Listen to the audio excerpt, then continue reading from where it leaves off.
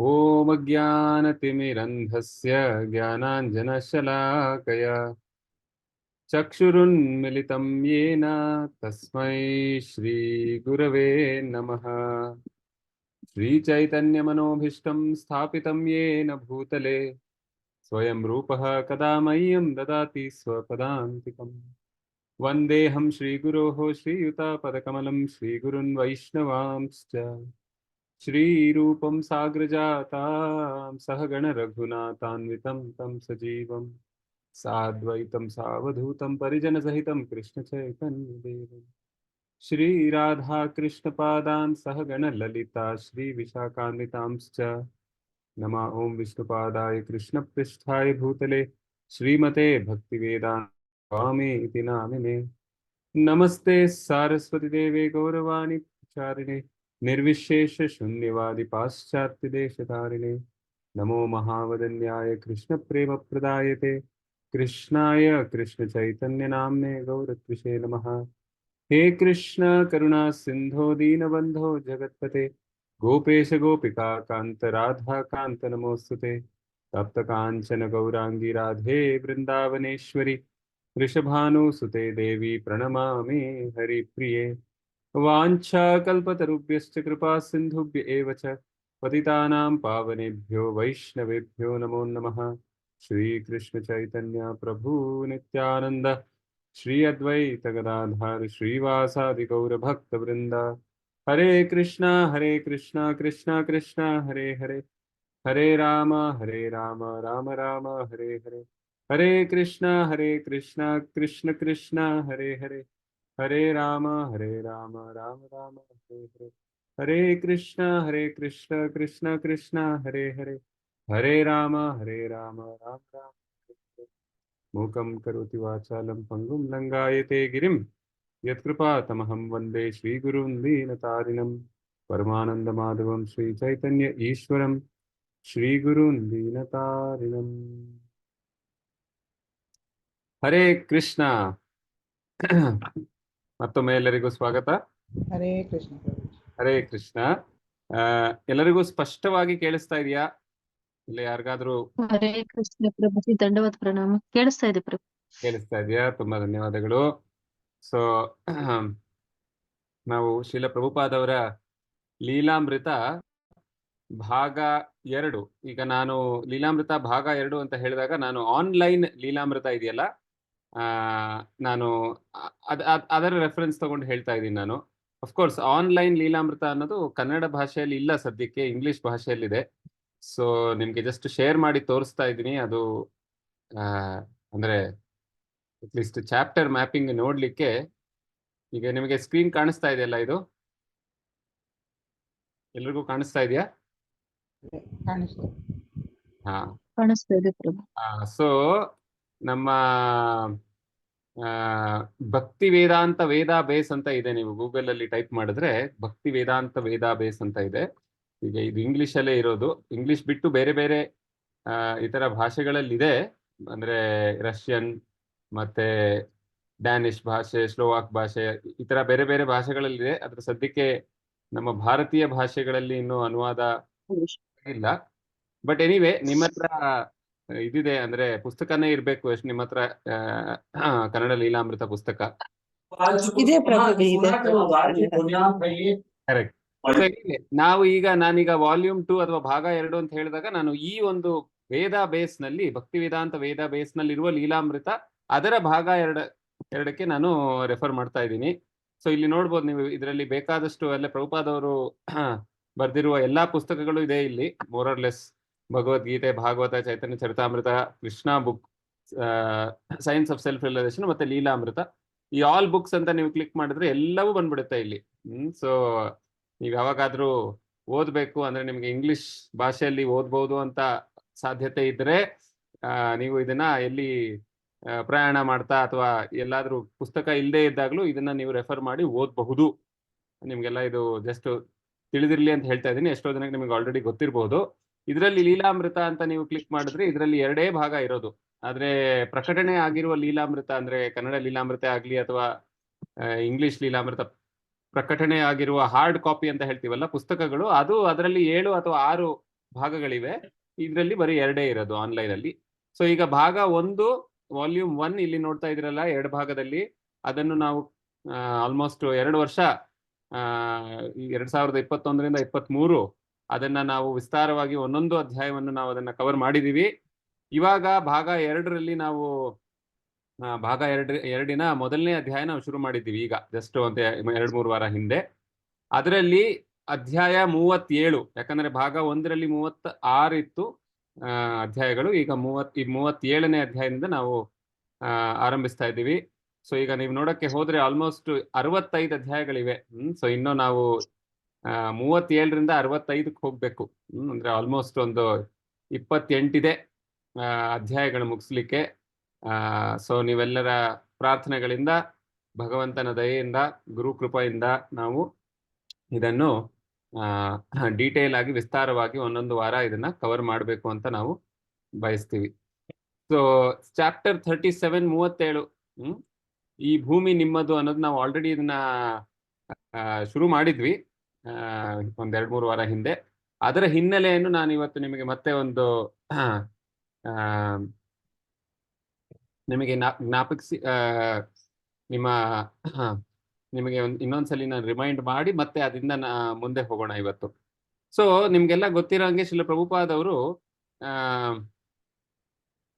ಅಮೆರಿಕಾಯಿಂದ ವಾಪಸ್ ಬಂದಿದ್ದು 1967ರಲ್ಲಿ ಒಂದ್ಸಲಿ ಬಂದಿದ್ರು. ಮತ್ತೆ ಅದಾದ್ಮೇಲೆ 1970-71ರಲ್ಲಿ ಪ್ರಭುಪಾದವರು ವಾಪಸ್ ಬರ್ತಾರೆ ಭಾರತಕ್ಕೆ. ಸೊ ಅವಾಗ ಏನೇನಾಯ್ತು ಅಂತ ನಾವು ವಿಸ್ತಾರವಾಗಿ ಚರ್ಚೆ ಮಾಡಿದ್ವಿ. ಸೊ ಫಸ್ಟ್ ಪ್ರಭುಪಾದವರು ಮಾಯಾಪುರ್ಗೆ ಹೋಗಿ ಕಲ್ಕತ್ತಾಗೆ ಹೋಗಿ ಅಲ್ಲಿಂದ ಅವರ 2 ಶಿಷ್ಯರನ್ನು ತಮಾಲ್ ಕೃಷ್ಣ ಮಹಾರಾಜ್ ಮತ್ತೆ ಭಗವಾನ್ ಪ್ರಭುವನ್ನು ಅವರಿಬ್ಬರನ್ನು ಕಳಿಸ್ತಾರೆ ಮಾಯಾಪುರ್ಗೆ. ಏನಕ್ಕೆ ಅಂದ್ರೆ ಮಾಯಾಪುರ್ನಲ್ಲಿ ಜಮೀನನ್ನು ಖರೀದಿಸ್ಲಿಕ್ಕೆ. ಸೊ ಅದರ ಕತೆ ನಾವೆಲ್ಲ ಅದರ ಹಿನ್ನೆಲೆ ಏನಿತ್ತು, ಆ ಜಮೀನ್ ಯಾರ್ದು ಇದ್ರು ಅಂದ್ರೆ ಮುಸ್ಲಿಂ ಓನರ್ ಇದ್ರು, ಅವರು ಹೇಗೆ ಅಂದ್ರೆ ಅಲ್ಲಿ ಬಹಳ ಕಷ್ಟದಿಂದ ಆ ಒಂದು ಜಮೀನನ್ನು ಖರೀದಿಸಿದ್ರು, ಅದ್ರ ಬಗ್ಗೆ ನಾವು ನೋಡಿದ್ವಿ. ಸೊ ಸಾರಿ, ಬಲಿಮರ್ದನ್ ಪ್ರಭು, ತಮಾಲ್ ಕೃಷ್ಣ ಮಹಾರಾಜ್ ಮತ್ತೆ ಬಲಿಮರ್ದನ್ ಪ್ರಭು ಅಂತ 2 ಶಿಷ್ಯರನ್ನು ಕಳಿಸಿದ್ರು ಪ್ರಭುಪಾದ್. ಎನಿವೆ ಅದೆಲ್ಲ ಆಗಿ ಆ ಮಾಯಾಪುರದ ಜಮೀನು ಪ್ರಭುಪಾದ್ ಅವರಿಗೆ ಸಿಕ್ತು ಇಸ್ಕಾನ್ ಹೆಸರಲ್ಲಿ. ಅದಾದ್ಮೇಲೆ ಪ್ರಭುಪಾದ್ ಅವರು ಅಲ್ಲಿಂದ ಡೆಲ್ಲಿ ನಗರಕ್ಕೆ ಪ್ರವೇಶ ಮಾಡ್ತಾರೆ. ಸೊ ಅಲ್ಲಿ ಡೆಲ್ಲಿ ನಗರದಲ್ಲಿ ಒಂದು ದೊಡ್ಡ ಪಂಡಾಲ್ ಕಾರ್ಯಕ್ರಮ ಆಯೋಜಿಸಿದ್ರು ಪ್ರಭುಪಾದ್ ಅವ್ರ ಶಿಷ್ಯರು. 10 ದಿನದ ಪಂಡಾಲ್ ಕಾರ್ಯಕ್ರಮ ನಡೀತು ಅಲ್ಲಿ. ಸೊ 10 ದಿನದ ಪಂಡಾಲ್ ಕಾರ್ಯಕ್ರಮದಲ್ಲಿ ಎಷ್ಟೋ ಜನ ಭಾಗವಹಿಸಿದ್ರು. ದಿಲ್ಲಿಯ ಮುಖ್ಯ ಯಾರು ರಾಜಕಾರಣಿಗಳಾಗ್ಲಿ ಅಥವಾ ವೈಜ್ಞಾನಿಕರಾಗಲಿ ಅಥವಾ ಸಮಾಜದಲ್ಲಿರುವ ಪ್ರಭಾವಶಾಲಿ ಇಂತಹ ಒಂದು ವ್ಯಕ್ತಿಗಳು, ಮತ್ತೆ ಕೆನಡಿಯನ್ ಮೇಯರ್ ಕೂಡ ಬಂದಿದ್ರು. ಸೊ ಇವರೆಲ್ಲರೂ ಕೂಡ ಬಂದು ಈ ಒಂದು ಪಂಡಾಲ ಕಾರ್ಯಕ್ರಮದಲ್ಲಿ ಭಾಗವಹಿಸಿ ಪ್ರಭುಪಾದ್ ಅವರನ್ನು ಅವರು ಪರಿಚಯ ಮಾಡಿಕೊಡ್ತಾ ಇದ್ರು ಜನರಿಗೆ. ಸೊ ಒಂದೊಂದು ದಿನ ಒಬ್ಬೊಬ್ರು ಈ ತರ ವಿಶೇಷ ಇವರು ಅತಿಥಿಗಳು ಬಂದು ಪ್ರಭುಪಾದ್ ಅವರನ್ನು ಈ ತರ ಪರಿಚಯ ಮಾಡಿಸ್ಕೊಡ್ತಾ ಇದ್ರು. ಸೊ ಆಮೇಲೆ ಪ್ರಭುಪಾದ್ ಅವರು ಕೀರ್ತನೆ ನಡೆಸ್ತಾ ಇದ್ರು, ಮತ್ತೆ ಪ್ರವಚನ ನಡೆಸ್ತಾ ಇದ್ರು. ಎಲ್ಲ ಆದ್ಮೇಲೆ ಈ ಎಷ್ಟೋ ಜನ, 1000 ಜನ ಬರ್ತಾ ಇದ್ರು ಅಲ್ಲಿ ಪ್ರಭುಪಾದ್ ಅವರ ಕಾಲ್ ಮುಟ್ಟಿ ಆಶೀರ್ವಾದ ತಗೊಳ್ಳಿಕ್ಕೆ ಪ್ರಯತ್ನ ಪಡ್ತಾ ಇದ್ರು. ಅವಾಗ ಪ್ರಭುಪಾದ್ ಅವರು ಒಂದ್ಸಲಿ ಕೇಳಿದ್ರು, ಇವ್ರು ಇಷ್ಟೊಂದ್ ಜನ ಯಾಕೆ ನನ್ ಕಾಲ್ ಮುಟ್ತಾ ಇದಾರೆ ಗೊತ್ತಾ ಅಂತ. ಸೊ ಅವಾಗ ಪ್ರಭುಪಾದ್ ಅವ್ರ ಶಿಷ್ಯರು ಹೇಳ್ತಾರೆ, ಇಲ್ಲ ನೀವೇ ಹೇಳಿ ಪ್ರಭುಪಾದ್ ಅಂತ. ಪ್ರಭುಪಾದ್ ಹೇಳ್ತಾರೆ, ಯಾಕಂದ್ರೆ ನಾನು ಈ ಒಂದು ಮೈಥುನ ಜೀವನದ ಒಂದು ಭಯಕ್ಕೆ, ಅದರಿಂದ ನಾನು ಮುಕ್ತನಾಗಿದ್ದೇನೆ. ಸೊ ಮೈಥುನ ಜೀವನ ಅನ್ನೋದು ಈ ಒಂದು ಭೌತಿಕ ಪ್ರಪಂಚದ ಒಂದು ಆಧಾರ ಅಥವಾ ಮೂಲ. ಸೊ ಆ ಒಂದು ಇಚ್ಛೆಯಿಂದ ನಾನು ಮುಕ್ತನಾಗಿದ್ದೇನೆ, ಆದ್ರಿಂದ ನನ್ನನ್ನ ಇವರು ಈ ತರ ಪೂಜಿಸ್ತಾ ಇದ್ದಾರೆ ಅಂತ ಪ್ರಭುಪಾದರು ಹೇಳ್ತಾ ಇದ್ರು. ಇನ್ನೊಂದು ದಿನ ಒಬ್ಬ ಹಿಪ್ಪಿ, ಅಂದ್ರೆ ಅಮೆರಿಕನ್ ಹಿಪ್ಪಿ ಅಂದ್ರೆ ನಿಮಗೆಲ್ಲ ಗೊತ್ತಿದೆ. ಹಿಪ್ಪಿ ಅಂದ್ರೆ ಯಾರು ಸಮಾಜದ ವಿರುದ್ಧ ಜೀವನವನ್ನು ನಡೆಸ್ತಾರೋ, ಅಂದ್ರೆ ಅಮೆರಿಕನ್ ಭಾಷೆಯಲ್ಲಿ ಹಿಪ್ಪಿ ಅಂತ ಹೇಳ್ತಾರೆ. ಅಂದ್ರೆ ಅವರು ಸ್ವೇಚ್ಛಾ ಜೀವನ.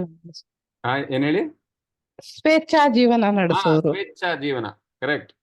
ಸ್ವೇಚ್ಛಾ ಜೀವನ ಅಂದ್ರೆ ಬೀದಿಯಲ್ಲಿ ಅಲ್ದಾಡೋದು, ಡ್ರಗ್ಸು, ಈ ತರ ಸಿಗರೇಟು ಅಥವಾ ಹೆಂಡ ಕುಡಿಯೋದು, ಈ ತರ ಅಂತ ಕಾರ್ಯಗಳಲ್ಲಿ ಮುಳುಗಿರೋದು, ಅವೈದ್ಯ ಸ್ತ್ರೀ ಸಂಘ ಮಾಡೋದು, ಪುರುಷ ಸಂಘ ಮಾಡೋದು ಅಂತ ಜೀವನ. ಬೇಸಿಕಲಿ ನೀವು ಹೇಳಿದಾಗೆ ಅವ್ರಿಗೆ ಸ್ವೇಚ್ಛಾ ಜೀವನ, ಅವ್ರಿಗೆ ಹೇಗ್ ಬೇಕೋ ಹಂಗೆ ನಡೆಸೋದು, ಯಾವುದೇ ನಿಯಮಗಳ ಒಂದು ಭಾರದ ಭಾರವಿಲ್ಲದೆ ಹೇಗೆ ಬೇಕು ಹಾಗೆ ಜೀವನ ನಡೆಸೋದು. ಸೊ ಅದು ಅಮೆರಿಕಾದಲ್ಲಿ ಅಂತ ಜನ ಇದ್ರು, ಅಂತವ್ರಿಗೆ ಪ್ರಭುಪಾದ ಅವರು ಪ್ರಚಾರ ಮಾಡಿ ಅವರನ್ನೆಲ್ಲ ಭಕ್ತರನ್ನಾಗಿ ಪರಿವರ್ತಿಸಿದ್ರು.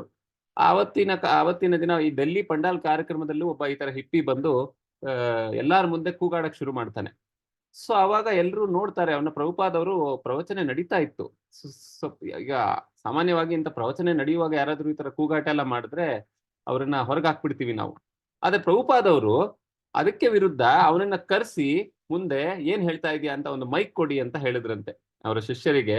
ಈ ಹಿಪ್ಪಿಗೆ ಒಂದು ಮೈಕ್ ಕೊಡಿ, ಜೋರಾಗಿ ಎಲ್ಲರಿಗೂ ಕೇಳಿಸ್ಲಿ ಅವ್ರು ಏನ್ ಹೇಳ್ತಾ ಇದ್ದಾರೆ. ಎಲ್ರಿಗೂ ಆಶ್ಚರ್ಯವಾಯ್ತು, ಯಾಕೆ ಈ ತರ ಪ್ರಭುಪಾದ ಮೈಕ್ ಕೊಡಿಸ್ತಾ ಇದ್ದಾರೆ ಅಂತ. ಎನಿವೆ ಆ ಹಿಪ್ಪಿ ಮೈಕ್ ತಗೊಂಡು ಹೇಳ್ತಾನೆ, ನೀವು ಸ್ವಾಮೀಜಿ ಅಲ್ವಾ, ನಿಮಗೆ ಆತ್ಮ ಸಾಕ್ಷಾತ್ಕಾರ ಆಗಿದ್ಯಾ ನಿಮಗೆ ಅಂತ.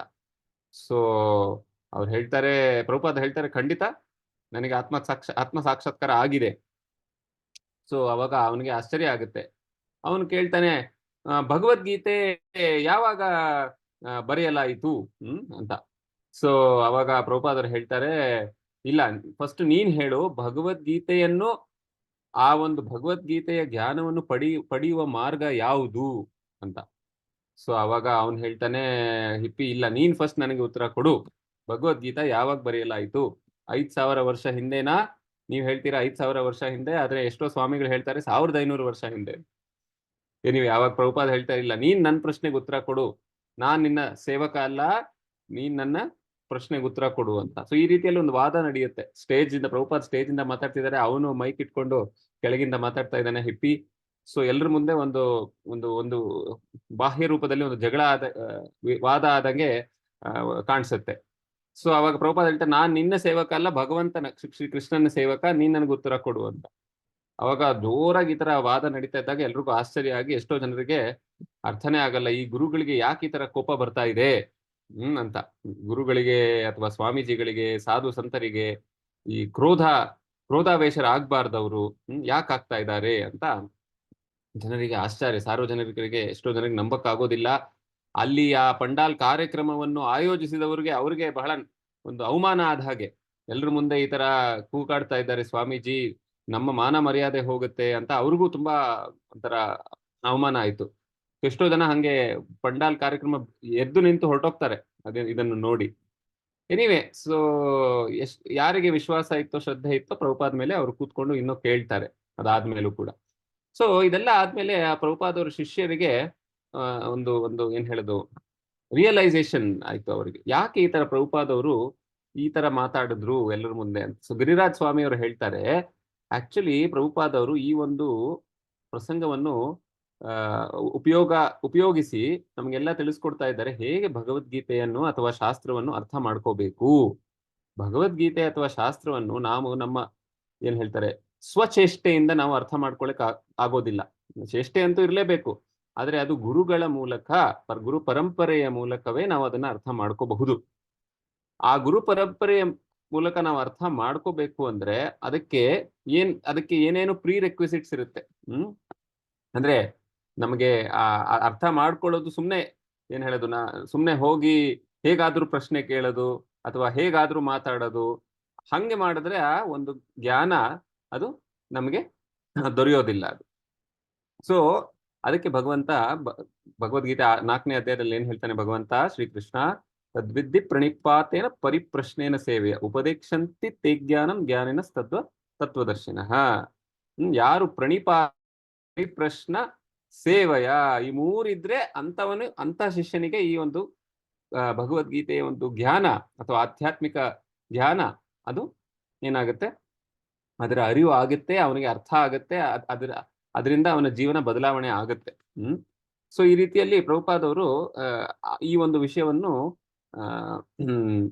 ನಮಗೆ ತಿಳಿಸ್ಲಿಕ್ಕೆ ಈ ಒಂದು ಪ್ರಸಂಗ, ಈ ಹಿಪ್ಪಿ ಬಂದ ಆ ಪ್ರಸಂಗದ ಮೂಲಕ ನಮಗೆ ತೋರಿಸ್ತಾ ಇದ್ದಾರೆ. ಯಾಕಂದ್ರೆ ಅವನಿಗೆ ಪ್ರಣಿಪಾತ ಅಂತ ಇರ್ಲಿಲ್ಲ, ಅವನು ಪ್ರಶ್ನೆ ಕೇಳಿದ ಒಂದು ಭಾವನೆ ಏನಿತ್ತು ಅಂದ್ರೆ, ನನಗೆ ಉತ್ತರ ಬೇಕು, ನೀನ್ ನನಗೆ ಉತ್ತರ ಕೊಡು. ಆ ಭಾವನೆ ಇದ್ರೆ ಅದು ಸರಿಯಾದ ಭಾವನೆ ಅಲ್ಲ ಅದು.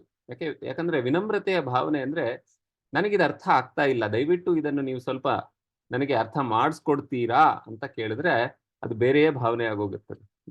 ಅರ್ಜುನ ಕೇಳ್ತಾನೆ ನೋಡಿ ಕೃಷ್ಣನನ್ನ, ಅದೇ 4ನೇ ಅಧ್ಯಾಯದಲ್ಲಿ ಶುರುವಿನಲ್ಲಿ ಅರ್ಜುನ ಕೇಳ್ತಾನೆ, ಅಪರಂ ಭವತೋ ಜನ್ಮೋ ಪರಂ ಜನ್ಮ ವಿವಸ್ವತಃ ಕಥಮೇತಾದ್ ವಿಜಾನೀಯಾತ್ ತ್ವಮಾದೌ ಪ್ರೋಕ್ತವಾನಿತಿ ಅಂತ ಭಗವಂತನಿಗೆ ಕೇಳ್ತಾ ಇದ್ದಾನೆ ಅರ್ಜುನ.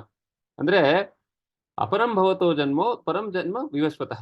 ಈಗ ವಿವಸ್ವಾನ್ ಅನ್ನೋನು, ಸೊ ಕೃಷ್ಣ ಅಂದ್ರೆ ವಿವಸ್ವಾನ್ ಅನ್ನೋದು ಕೃಷ್ಣನ್ಗಿಂತ ಮುಂಚೆ ಇದ್ದವನು, ಸೂರ್ಯ ದೇವತಾ. ಸೊ ನಾನು ಹೇಗೆ ಅರ್ಥ ಮಾಡ್ಕೊಳ್ಳೋದು, ನೀನ್ ಫಸ್ಟು ಸೂರ್ಯ ದೇವತನಿಗೆ ನೀನು ಈ ಭಗವದ್ಗೀತೆಯ ಜ್ಞಾನವನ್ನು ನೀಡಿದ್ಯಾ ಅಂತ. ಯಾಕಂದ್ರೆ ಭಗವಂತ ಫಸ್ಟ್ ಹೇಳೋದೇ ಇಮಂ ವಿವಸ್ವತೆ ಯೋಗಂ ಪ್ರೋಕ್ತಾವಾನ್ ಹಿ ಅವ್ಯಯಂ ವಿವಸ್ಮಾನ್ ಮನವೇ ಪ್ರಾಹ ಮನುರ್ ಇಕ್ಷ್ವಕವೇ ಬ್ರವಿತ್ ಅಂತ. ಸೊ ಅದು ಹೇಗೆ ವಿವಸ್ವಾನಿಗೆ ನಾನು ಈ ಒಂದು ಭಗವದ್ಗೀತೆಯ ಜ್ಞಾನವನ್ನು ನೀಡಿದ್ದು, ಅವನಿಂದ ಮನು ಇಕ್ಷ್ವಾಕು ಹೀಗೆ ಅದು ಪರಂಪರೆಯಲ್ಲಿ ಬರ್ತಾ ಇತ್ತು. ಅದರ ಮಧ್ಯದಲ್ಲಿ ಆ ಪರಂಪರೆ ಬ್ರೇಕ್ ಆಯ್ತು. ಆ ಕಾರಣದಿಂದ ಅದು ಈಗ ಮತ್ತೆ ನಾನು ಹೇಳ್ತಾ ಇದ್ದೀನಿ ನಿನಗೆ ಅರ್ಜುನ.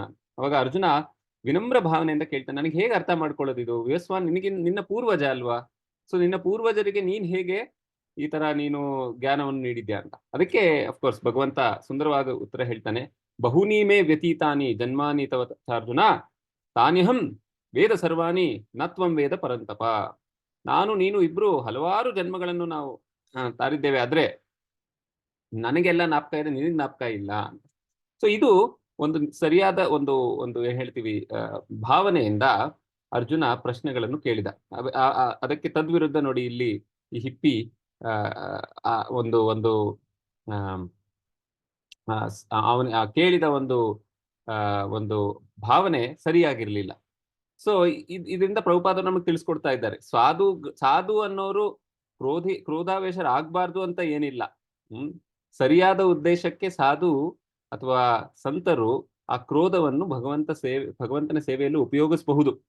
ಹೇಗೆ ಅರ್ಜುನ ಭಗವದ್ಗೀತೆಯ ಒಂದು ಶಿಕ್ಷೆಯನ್ನು ಕೇಳಿದ ಮೇಲೆ ಹೇಗೆ ಅವನು ಯುದ್ಧ ಭೂಮಿಯಲ್ಲಿ ಅವನ ಕ್ರೋಧವನ್ನು ಉಪಯೋಗಿಸಿ ಅವನು ಯುದ್ಧವನ್ನು ಮಾಡಿದ್ದು. ಕ್ರೋಧ ಇಲ್ಲದೆ ಹೇಗೆ ನಡೆಯುತ್ತೆ ಯುದ್ಧ?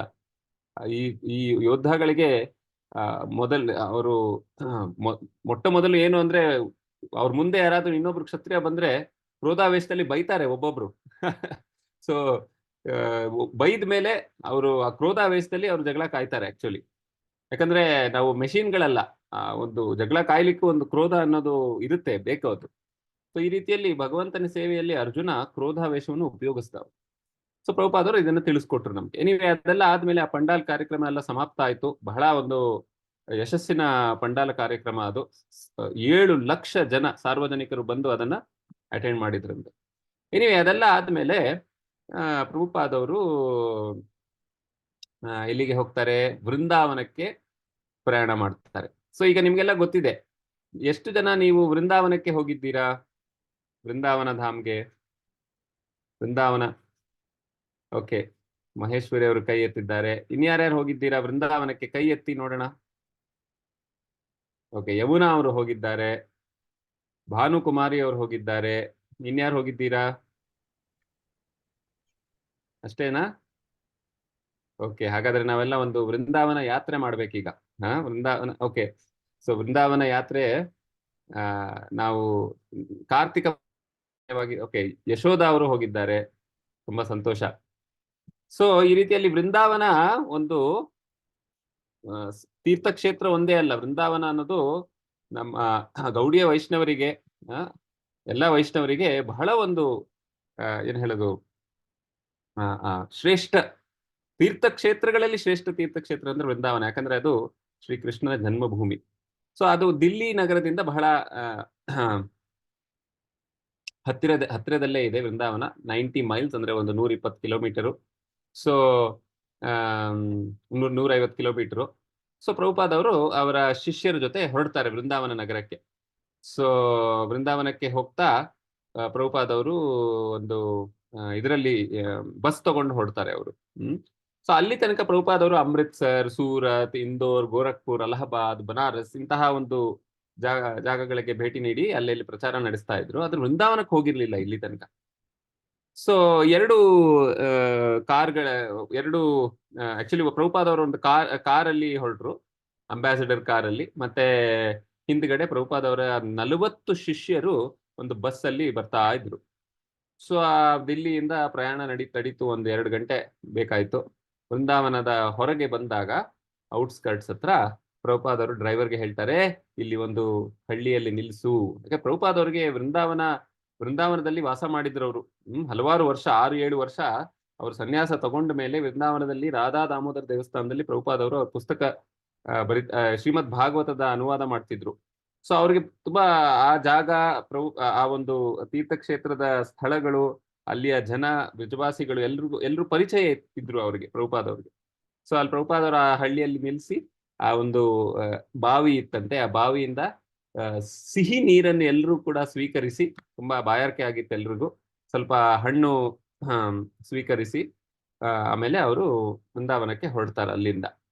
ಸೊ ಚಟಿಕಾರ ರೋಡ್ ಅಂತ ಒಂದಿದೆ ಅಲ್ಲಿ ವೃಂದಾವನಕ್ಕೆ ಹೋಗ್ತಾ ದಾರಿಯಲ್ಲಿ, ಚಟಿಕಾರ ರೋಡ್ ಅಂತ ಇದೆ. ಸೊ ನೀವು ಯಾರ್ಯಾರು ವೃಂದಾವನಕ್ಕೆ ಹೋಗಿದ್ದೀರೋ, ಈಗ ನೀವು ಆಕ್ಚುಲಿ ನೀವು ವೃಂದಾವನ ದೇವಸ್ಥಾನಕ್ಕೆ ಹೋಗುವಾಗ, ನಮ್ಮ ದೇವಸ್ಥಾನ ಇದ್ರಲ್ಲಿದೆ, ಯಾವ್ದ್ರಲ್ಲಿ, ರಮಣ ರೇತಿಯಲ್ಲಿ. ಆದ್ರೆ ಅಲ್ಲಿ ಹೋಗುವ ಒಂದು ಮಾರ್ಗ ಇದೆಯಲ್ಲ, ಅದಕ್ಕೆ ಚಟಿಕಾರ ಅಂತ ಹೇಳ್ತೀವಿ ನಾವು. ಸೊ ಅಲ್ಲಿ ಈಗ ದೊಡ್ಡ ರಸ್ತೆ ಇರ್ಲಿಕ್ಕೆ, ಆಗಿನ ಕಾಲದಲ್ಲಿ ಏನು ಇರ್ಲಿಲ್ಲ ಹೆಚ್ಚು ಅಲ್ಲಿ. ವೃಂದಾವನ ಅಂದ್ರೆ ಬಹಳ ಒಂದು ಒಂದು ಹಳ್ಳಿ ಇದ್ದ ಹಾಗೆ, ಅಷ್ಟು ಸೌಲಭ್ಯಗಳು ಇರ್ಲಿಲ್ಲ ಅವಾಗ. ಎನಿವೇ, ಸೊ ಪ್ರಭುಪಾದ್ ಅವರಲ್ಲಿ ಬಂದಾಗ ಸಡನ್ ಆಗಿ ಪ್ರಭುಪಾದ್ ಅವರ ಅಂಬಾಸಿಡರ್ ಕಾರು ಅದು ಬ್ರೇಕ್ ಡೌನ್ ಆಗ್ಬಿಡುತ್ತೆ. ಬ್ರೇಕ್ ಡೌನ್ ಆಗಿದ ತಕ್ಷಣ ಮತ್ತೆ ಪ್ರಭುಪಾದ್ ಅವರು ಅವರ ಶಿಷ್ಯರ ಜೊತೆ ಬಸ್ಸಲ್ಲಿ ಬರ್ತಾರೆ. ಸೊ ಆಗಿನ ಕಾಲದಲ್ಲಿ ಪ್ರಭುಪಾದ್ ಅವರು 40 ಜನ ಶಿಷ್ಯರಿದ್ರು. ಸೊ ಎಲ್ರಿಗೂ ಪರಿಚಯ ಇತ್ತು ಪ್ರಭುಪಾದ್ ಅವ್ರ ಜೊತೆ, ಪ್ರಭುಪಾದ್ ಅವ್ರಿಗೂ ಎಲ್ರು ಪರಿಚಯ ಇದ್ರು. ಸೊ ಒಂದು ಪರಿವಾರ ಇದ್ದ ಹಾಗೆ, ದೊಡ್ಡ ಪರಿವಾರ ಇದ್ದ ಹಾಗೆ ಎಲ್ರು ಈ ತರ ಪ್ರಯಾಣ ಮಾಡ್ತಾ ಇದ್ರು. ಸೊ ಈ ಶಿಷ್ಯರಿಗೆ ಮೊದಲನೇ ಬಾರಿ ಅವ್ರು ವೃಂದಾವನಕ್ಕೆ ಬರ್ತಾ ಇದ್ದಾರೆ. ಆಕ್ಚುಲಿ ಅದಕ್ಕೆ ಮುಂಚೆ ಅವ್ರು ವೃಂದಾವನಕ್ಕೆ ಬಂದೇ ಇರಲಿಲ್ಲ. ಸೊ ವೃಂದಾವನದಲ್ಲಿ GL ಸರಫ್ ಅಂತ ಒಬ್ರಿದ್ರು. ಅವರು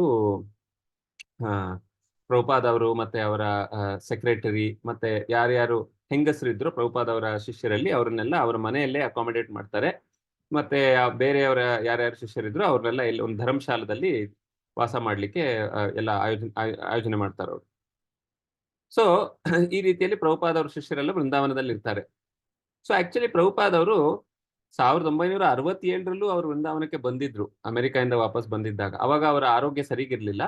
ಆದ್ರೆ ಆರೋಗ್ಯವನ್ನು ಸರಿ ಮಾಡ್ಕೊಂಡ್ಮೇಲೆ ಅವರು ವೃಂದಾವನದಲ್ಲಿ ಒಂದು ಅಮೆರಿಕನ್ ಹೌಸ್, ಅಂದ್ರೆ ಒಂದು ಅಮೆರಿಕನ್ ಶಿಷ್ಯರಿಗೆ ಒಂದು ದೇವಸ್ಥಾನವನ್ನು ನಿರ್ಮಾಣ ಮಾಡಬೇಕು, ನನ್ನ ಅಮೆರಿಕನ್ ಶಿಷ್ಯರು ಬಂದು ಇಲ್ಲಿ ವಾಸ ಮಾಡಿ ಇಲ್ಲಿಯ ದಿವ್ಯ ವಾತಾವರಣದಲ್ಲಿ ಅವರು ಇಲ್ಲಿಯ ಸಂಸ್ಕೃತಿಯನ್ನು ಕಲಿಬೇಕು, ಮತ್ತೆ ಹೋಗಿ ಅದರ ಪ್ರಚಾರ ಮಾಡಬೇಕು ಅಂತ ಪ್ರಭುಪಾದ್ ಅವ್ರಿಗೆ ಬಹಳ ಒಂದು ತೀವ್ರ ಒಂದು ಆಸೆ ಇತ್ತು. ಸೊ ಆದ್ರೆ ಈ ಸಲ ಪ್ರಭುಪಾದ್ ಅವರು ಶಿಷ್ಯರ ಜೊತೆ ಬಂದಿದ್ರು. ಅವಾಗ ಪ್ರಭುಪಾದ್ ಒಬ್ಬರೇ ಬಂದಿದ್ರು, ಅಂದ್ರೆ ಇಬ್ರು ಶಿಷ್ಯರು ಇರ್ಬೋದೇನೋ ಅವಾಗ 1967ರಲ್ಲಿ. ಈಗ 71ರಲ್ಲಿ ಶಿಷ್ಯರನ್ನು ಕರ್ಕೊಂಡ್ ಬಂದಿದ್ದಾರೆ, 40 ಶಿಷ್ಯರನ್ನು. ಪ್ಲಸ್ ಈ 4 ವರ್ಷದಲ್ಲಿ ಇಸ್ಕಾನ್ ಸಂಸ್ಥೆ ಇನ್ನೂ ಹೆಚ್ಚು ಹೇಳೋದು ಒಂದು ಇಡೀ ಪ್ರಪಂಚದಲ್ಲಿ ಹರಡಿತ್ತು. ಎಲ್ಲಾ ಕಡೆ ಸೆಂಟರ್ಗಳಿತ್ತು. ಸೊ ಪ್ರಭುಪಾದ್ ಅವರ ಹೆಸರು, ಪ್ರಭುಪಾದ್ ಅವರೀಗ ವಿಶ್ವಖ್ಯಾತಿ ಆಗಿದ್ರು, ಎಲ್ಲಾ ಕಡೆ ಪ್ರಭುಪಾದ್ ಅವರು ಪ್ರಸಿದ್ಧರಾಗಿದ್ರು. ಸೊ ಬ್ರಜವಾಸಿಗಳಿಗೆ ಬಹಳ ಏನ್ ಹೇಳೋದು, ಒಂದು ಹೆಮ್ಮೆಯ ಮಾತು. ನಮ್ಮಲ್ಲಿ ಒಬ್ರು ಈ ತರ ಇಡೀ ಪ್ರಪಂಚದಲ್ಲಿ ವಿಶ್ವದಲ್ಲಿ ಎಲ್ಲಾ ದೇಶಗಳಲ್ಲಿ ಭ್ರಮಣೆ ಮಾಡಿ ನಮ್ಮ ಈ ರಾಧಾಕೃಷ್ಣ ಪೂಜೆಯನ್ನು, ರಾಧಾಕೃಷ್ಣ ಸ್ತುತಿಯನ್ನು ಇಡೀ ಪ್ರಪಂಚದಲ್ಲಿ ಮಾಡಿದ್ದಾರಲ್ಲ ಅಂತ ಬಹಳ ಹೆಮ್ಮೆಯಿಂದ ಅವರು ಪ್ರಭುಪಾದ್ ಅವ್ರನ್ನು ಸ್ವಾಗತಿಸ್ತಾರೆ. ವಾಪಸ್ಸು ಒಂದು ರಿಸೆಪ್ಷನ್ ಆಯೋಜಿಸ್ತಾರೆ ಎಲ್ಲಾ ಬ್ರಜವಾಸಿಗಳು. ಅದರಲ್ಲಿ ಎಲ್ಲಾ ಬೃಂದಾವನದ ನಗರದ ಯಾರ್ಯಾರು ಮುಖ್ಯ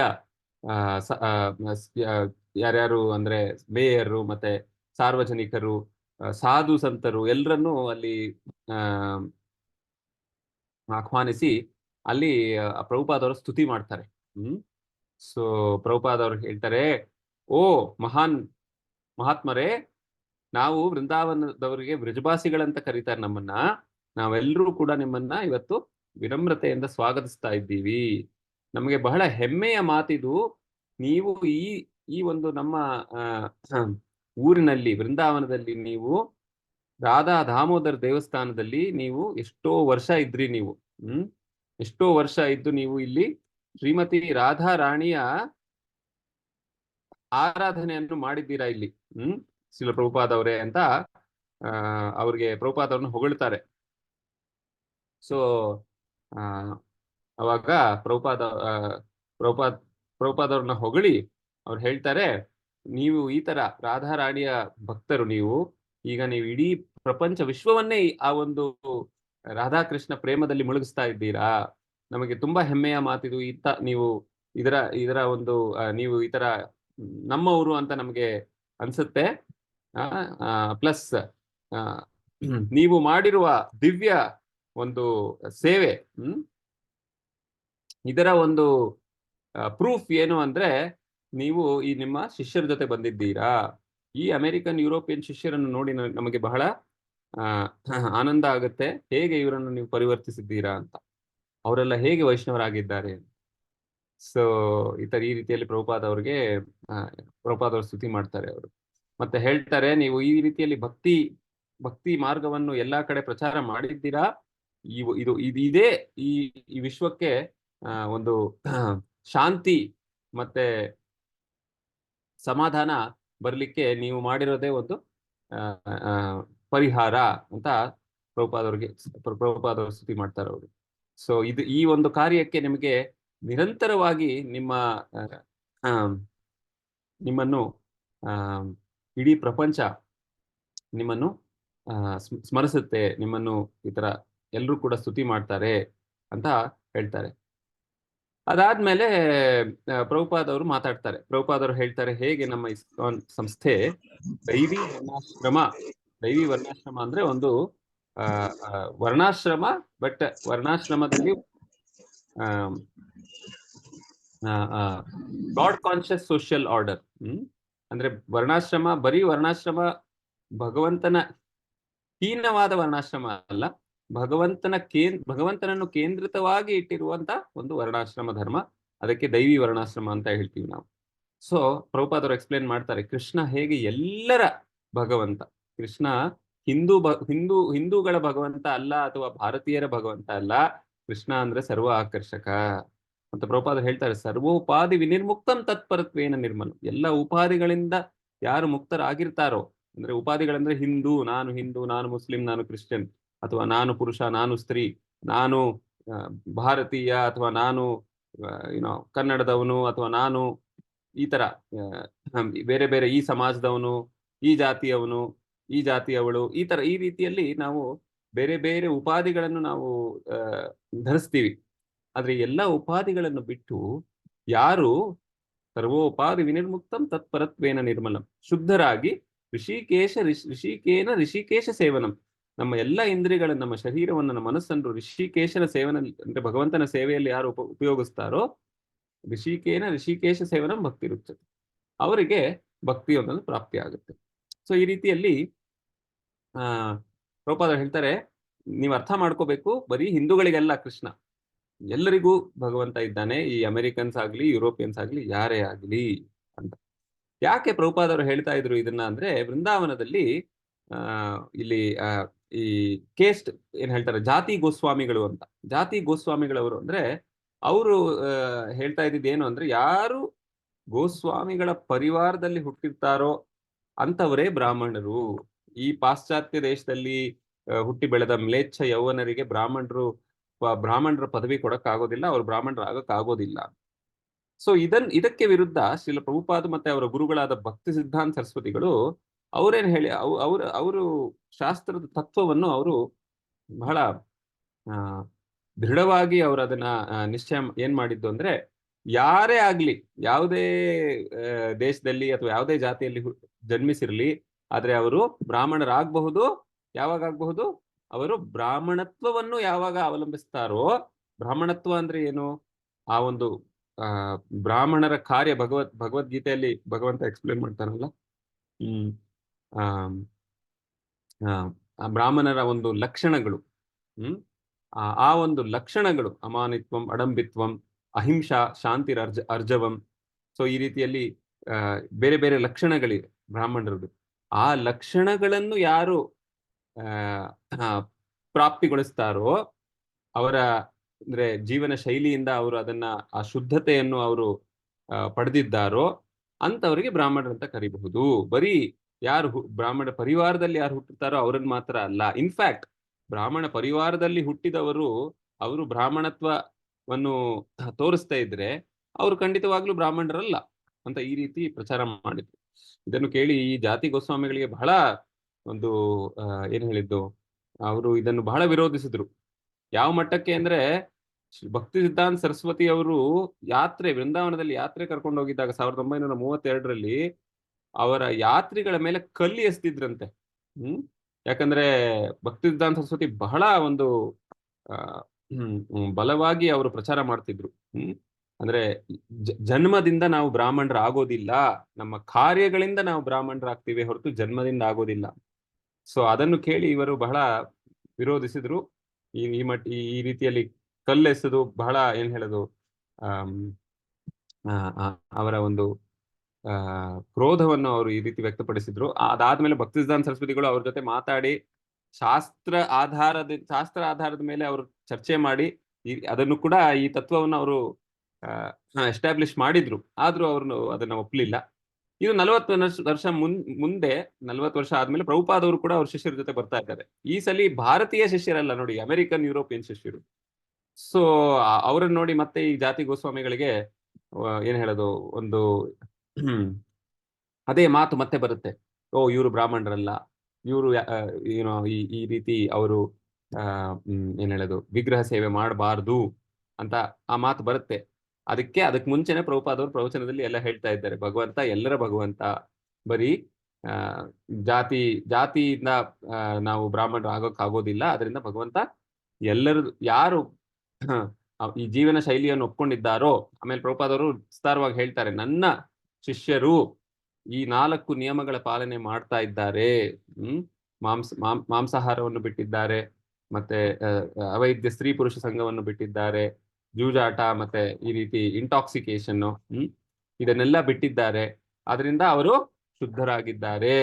ಅವರು ಆ ಒಂದು ಪಾಶ್ಚಾತ್ಯ ದೇಶದಲ್ಲಿ ಜನ್ಮ ಪಡೆದಿದ್ರು ಕೂಡ, ಮ್ಲೇಚ್ಛ ಯೌವನ ಪರಿವಾರಗಳಲ್ಲಿ ಜನ್ಮ ಪಡೆದಿದ್ರು ಕೂಡ ಅವರು ಈಗ ಶುದ್ಧ ಆಗಿದ್ದಾರೆ ಅವರು ಅಂತ ಪ್ರಭುಪಾದವರು ಹೇಳ್ತಾರೆ. ಮತ್ತೆ ಪ್ರಭುಪಾದವರು ಭಾಗವತದ ಒಂದು ಫೇಮಸ್ ವರ್ಸು, ಕಿರಾಟ ಹುನಿಂದ್ರ ಪುಲಿಂದ ಪುಲ್ಕಶ ಅಭೀರ ಶುಂಭಾಯವನಾಖಶಾದಯ ಏನೇಚ ಪಾಪ ಯದಪಾಶ್ರಯಾಶ್ರಯ ಶುದ್ಧಂತಿ ತಸ್ಮೈ ಪ್ರಭ ವಿಷ್ಣವೇ ನಮಃ. ಸೊ ಇದರಲ್ಲಿ ಭಾಗವತದಲ್ಲಿ ಹೇಳಲಾಗಿದೆ, ಕಿರಾಟ ಹುನಿಂದ್ರ ಪುಲಿಂದ ಪುಲ್ಕಶ, ಇದೆಲ್ಲ ಏನ್ ಹೇಳೋದು, ನಮ್ಮ ವರ್ಣಾಶ್ರಮದಿಂದ ಹೊರ ಹಾಕಿರುವ ಅಥವಾ ಹೊರಗಿರುವ ಒಂದು ಜಾತಿಗಳು. ಅಂದ್ರೆ ಅವರಿಗೆ ವೈದಿಕ ಧರ್ಮದಲ್ಲೇ ಒಂದು ಸ್ಥಾನ ಇಲ್ಲ.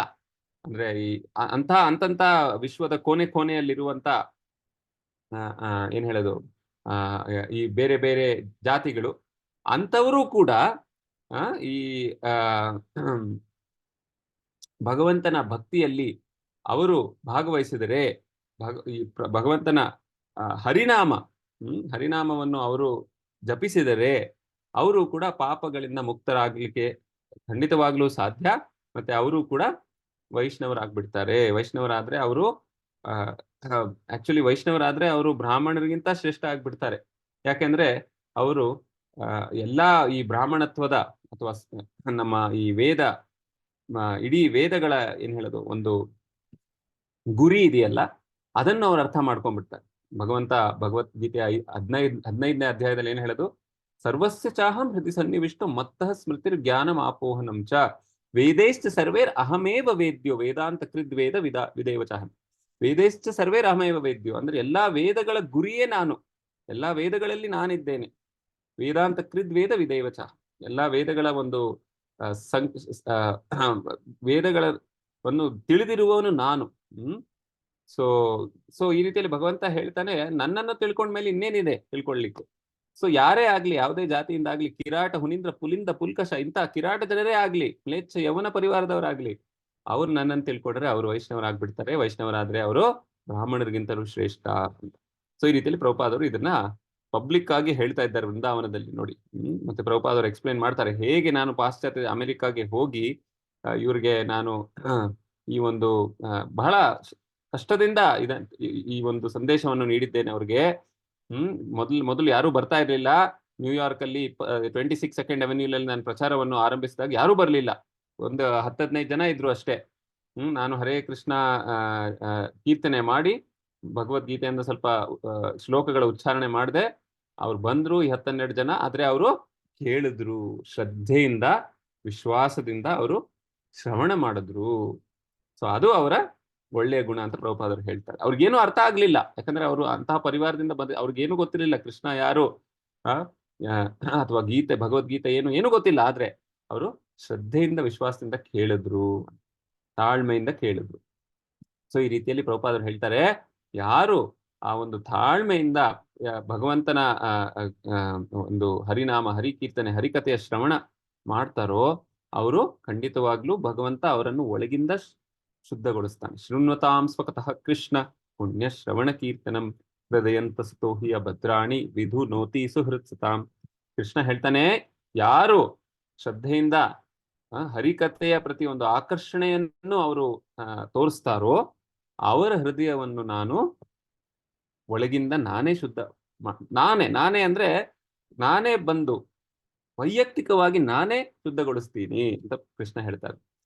ಸೊ ಈ ರೀತಿಯಲ್ಲಿ ಪ್ರಭುಪಾದವರು ಇದನ್ನೆಲ್ಲ ತಿಳಿಸ್ತಾರೆ ಅವರ ಈ ಒಂದು ವೃಜವಾಸಿಗಳ ಒಂದು ಈ ಸಾರ್ವಜನಿಕ ಕಾರ್ಯಕ್ರಮದಲ್ಲಿ. ಮತ್ತೆ ಪ್ರಭುಪಾದವರು ಹೇಳ್ತಾರೆ, ನೋಡಿ, ಈ ಪಾಶ್ಚಾತ್ಯ ದೇಶಗಳಲ್ಲಿ ಯುಕ್ತ ವೈರಾಗ್ಯ ಅನ್ನೋದು ಬಹಳ ಮುಖ್ಯ. ಯುಕ್ತ ವೈರಾಗ್ಯ ಅಂದ್ರೆ ಏನು? ವೈರಾಗ್ಯ ಅಂದ್ರೆ ಎಲ್ಲವನ್ನೂ ಬಿಟ್ಟು, ಭೌತಿಕ ಆಸಕ್ತಿಯನ್ನು ಬಿಟ್ಟು ಹೋಗಿ ನಾವು ಹಿಮಾಲಯದಲ್ಲಿ ಅಥವಾ ಯಾವುದೋ ಒಂದು ತೀರ್ಥಕ್ಷೇತ್ರದಲ್ಲಿ ಸಮಾಜದಿಂದ ದೂರ ಇರೋದು. ಅದಕ್ಕೆ ಎಷ್ಟೋ ಸಲ ಅದಕ್ಕೆ ವೈರಾಗ್ಯ ಅಂತ ನಾವು ಹೇಳ್ತೀವಿ. ಆದ್ರೆ ಪ್ರಭುಪಾದರು ಹೇಳ್ತಾರೆ, ರೂಪ ಗೋಸ್ವಾಮಿಗಳು ಹೇಳಿರೋದು ಯುಕ್ತ ವೈರಾಗ್ಯ. ಯುಕ್ತ ವೈರಾಗ್ಯ ಅಂದ್ರೆ ಯಾವುದೇ ಒಂದು ವಸ್ತುವನ್ನು ನಾವು ಭಗವಂತನ ಸೇವೆಯಲ್ಲಿ ಉಪಯೋಗಿಸಬಹುದು ಅಂದ್ರೆ ಅದನ್ನ ನಾವು ಉಪಯೋಗಿಸ್ಬೇಕು, ಅದನ್ನ ತ್ಯಜಿಸಬಾರದು. ಇನ್ಫ್ಯಾಕ್ಟ್ ಅದನ್ನ ತ್ಯಜಿಸೋದು ಅದು ವೈರಾಗ್ಯಕ್ಕೆ ವಿರುದ್ಧ ಆಗುತ್ತೆ. ಸೊ ಫಾರ್ ಎಕ್ಸಾಂಪಲ್ ಪ್ರಭುಪಾದ ಹೇಳ್ತಾರೆ, ಅಮೆರಿಕ ದೇಶದಲ್ಲಿ ಎಲ್ಲ ಬಹಳ ಉನ್ನತ ಮಟ್ಟದ ಒಂದು ಜೀವನ ಶೈಲಿ ಇದೆ. ಎಲ್ಲರೂ ಕೂಡ ಕಾರಲ್ಲಿ ಓಡಾಡ್ತಾರೆ, ದೊಡ್ಡ ದೊಡ್ಡ ಅಪಾರ್ಟ್ಮೆಂಟ್ ಅಲ್ಲಿ ಇರ್ತಾರೆ. ಅಂತ ದೇಶಕ್ಕೆ ಹೋಗಿ ನಾನು ಬೀದಿಯಲ್ಲಿ ಮಲಗ್ತೀನಿ, ಸಾಧು ಸಂತರಾಗಿ ಸನ್ಯಾಸಿಗಳು ನಾವು ಯಾವುದೇ ಇಂತಹ ದೊಡ್ಡ ದೊಡ್ಡ ಬಿಲ್ಡಿಂಗ್ಗಳಲ್ಲಿ ಅಥವಾ ಕೊಠಡಿಗಳಲ್ಲಿ ನಾವು ಇರಬಾರ್ದು. ಇಂತಹ ಸೌಲಭ್ಯಗಳನ್ನು ನಾವು ಉಪಯೋಗಿಸಬಾರ್ದು ಅಂತ ನಾವು ಹೇಳಬಹುದು. ಸನ್ಯಾಸಿಗಳು ಅಂದ್ರೆ ಸನ್ಯಾಸ ಧರ್ಮ ಅಂದ್ರೆ ಒಂದು ಸರಳ ಜೀವನ ಇರಬೇಕು ಅಲ್ವಾ? ಆದ್ರೆ ಅಮೆರಿಕ ಅಂತ ದೇಶಕ್ಕೆ ಹೋಗಿ ನಾವು ಅಂತ ಜೀವನ ನಡೆಸಬೇಕು ಅಂದ್ರೆ ಯಾರು ಬರೋದಿಲ್ಲ ಅಂತ ಪ್ರಭುಪಾದರು ಹೇಳ್ತಾರೆ. ಅಮೆರಿಕ ಅಂತ ದೇಶದಲ್ಲಿ ನೀವು ಹೋದ್ರೆ ಅವ್ರು ಕೊಟ್ಟ ಸೌಲಭ್ಯಗಳನ್ನು ನೀವು ಉಪಯೋಗಿಸ್ಬೇಕು, ಆವಾಗ ಅವ್ರು ನಿಮಗೆ ಮರ್ಯಾದೆ ಕೊಡ್ತಾರೆ. ನಾವು ಬೀದಿಯಲ್ಲಿ ಇರ್ತೀನಿ, ಮರದ ಕೆಳಗಡೆ ಕೂತ್ಕೋತೀನಿ ಅಂದ್ರೆ ಯಾರು ಬರ್ತಾರೆ ಅಲ್ವಾ? ಸೊ ಎಷ್ಟೋ ಜನಕ್ಕೆ ಇದು ಅರ್ಥ ಆಗೋದಿಲ್ಲ. ಸಿಲ ಪ್ರಭುಪಾದವರು ಯಾಕೆ ಈ ತರ ಕಾರು, ಫ್ಲೈಟ್ ಅಲ್ಲಿ ಪ್ರಯಾಣ ಮಾಡ್ತಿದ್ರು ಅಂತ ಎಷ್ಟೋ ಜನ ಕೇಳಿದ್ರು. ಒಂದು ರಿಪೋರ್ಟರ್ ಕೇಳಿದ, ಪ್ರಭುಪಾದರು ಅದೇ ಉತ್ತರ ಕೊಟ್ಟಿದ್ದವ್ರಿಗೆ, ನಾನು ಮರದ ಕೆಳಗೆ ಕೂತ್ಕೊಂಡು ನನ್ನ ಜೀವನ ನಡೆಸಲಿಕ್ಕೆ ನಾನು ತಯಾರಿದ್ದೇನೆ, ನಾನು ಅಲ್ಲೇ ಕೂತ್ಕೊಂಡು ಕೀರ್ತನ ಮಾಡ್ತೀನಿ, ನೀವು ಬರ್ತೀರಾ? ಬರೋದಿಲ್ಲ. ಅದಕ್ಕೆ ಈಗಿನ ಕಾಲದಲ್ಲಿ, ಆಧುನಿಕ ಈ ಒಂದು ಕಾಲದಲ್ಲಿ ಸಾಧು ಸಂತರು ಇಂತಹ ದೊಡ್ಡ ದೊಡ್ಡ ನಗರ ಅಥವಾ ಇಂತಹ ಒಂದು ಏನ್ ಹೇಳೋದು ಅಮೆರಿಕ ಅಂತ ದೇಶಗಳಲ್ಲಿ ಹೋಗಿ ಅಲ್ಲಿ ಪ್ರಚಾರ ಮಾಡಬೇಕು ಅಂದ್ರೆ ಆ ಸೌಲಭ್ಯಗಳ ಮಧ್ಯೆ ನಾವು ಇರಬೇಕು.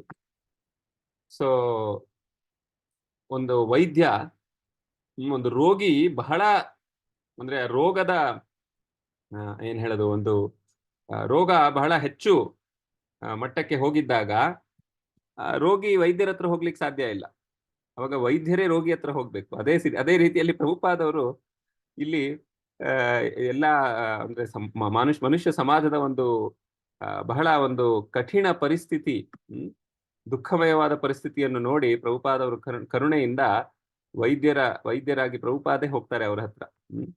ಸೊ ಏನ್ ಬೇಕೋ ಅದನ್ನ ಮಾಡ್ಬೇಕು ನಾವು ಅಂತ ಪ್ರಭುಪಾದರು ಹೇಳ್ತಾರೆ. ನಾವು ಈ ಒಂದು ವೈರಾಗ್ಯದ ಭಾವನೆಯನ್ನು ನಾವು ಸರಿಯಾಗಿ ಅರ್ಥ ಮಾಡ್ಕೋಬೇಕು ಅಂತ ಪ್ರಭುಪಾದವರು ಹೇಳ್ತಾರೆ. ಎನಿವೆ, ಸೊ ಇದೆಲ್ಲ ಆದ್ಮೇಲೆ ಪ್ರಭುಪಾದವರು ಕೊನೆಯಲ್ಲಿ ಹೇಳ್ತಾರೆ, ನೋಡಿ, ನಾವು ವೃಂದಾವನದಲ್ಲಿ ಇದ್ದೀವಿ, ನಮಗೆ ಭೂಮಿ ಬೇಕು, ಈ ಒಂದು ತೀರ್ಥಕ್ಷೇತ್ರದಲ್ಲಿ ನಮ್ಮ ಒಂದು ದೊಡ್ಡ ದೇವಸ್ಥಾನವನ್ನು ನಾವು ನಿರ್ಮಾಣ ಮಾಡ್ಬೇಕು ಅಂದಿದ್ದೀವಿ ಅಂತ. ತಕ್ಷಣ ಆ ಪ್ರವಚನ ಆದ್ಮೇಲೆ ಮಿಸ್ಟರ್ ಎಸ್ ಅಂತ ಒಬ್ರು ಬಂದು ವೃಂದಾವನದಲ್ಲಿ ಅವರು ಮೋಟಾರ್ ಪಾರ್ಟ್ಸ್ ಸೇಲ್ಸ್ ಮೆನ್ ಆಗಿದ್ರು ಅವರು. ಅವ್ರದೇ ಒಂದು ವ್ಯವಸಾಯ ಇತ್ತು. ಸೊ ಅವ್ರು ಬಂದು ಪ್ರಭುಪಾದ್ ಅವ್ರಿಗೆ ಹೇಳ್ತಾರೆ, ನಾನು ಈ ಒಂದು ಭೂಮಿ ಇದೆ, ಅದನ್ನ ನಾನು ಕೊಡ್ಬೇಕು ಅಂತಾನೆ ಇದೆ, ಯಾವ್ದಾದ್ರು ಒಂದು ಧಾರ್ಮಿಕ ಕಾರ್ಯಕ್ಕೋಸ್ಕರ ನಾನು ಅದನ್ನ ಡೊನೇಟ್ ಮಾಡ್ಬೇಕು ಅಂತಿದ್ದೆ ಅಂತ. ಸೊ ಅವಾಗ ಪ್ರಭುಪಾದರು ಬಹಳ ಆನಂದ ಆಯ್ತು ಪ್ರಭುಪಾದ್ ಅವ್ರಿಗೆ. ಅವ್ರು ಸ್ಮೈಲ್ ಮಾಡಿ ಹೇಳ್ತಾರೆ ಧನ್ಯವಾದಗಳು ಅಂತ. ಮತ್ತೆ ಪ್ರಭುಪಾದ್ ಅವರು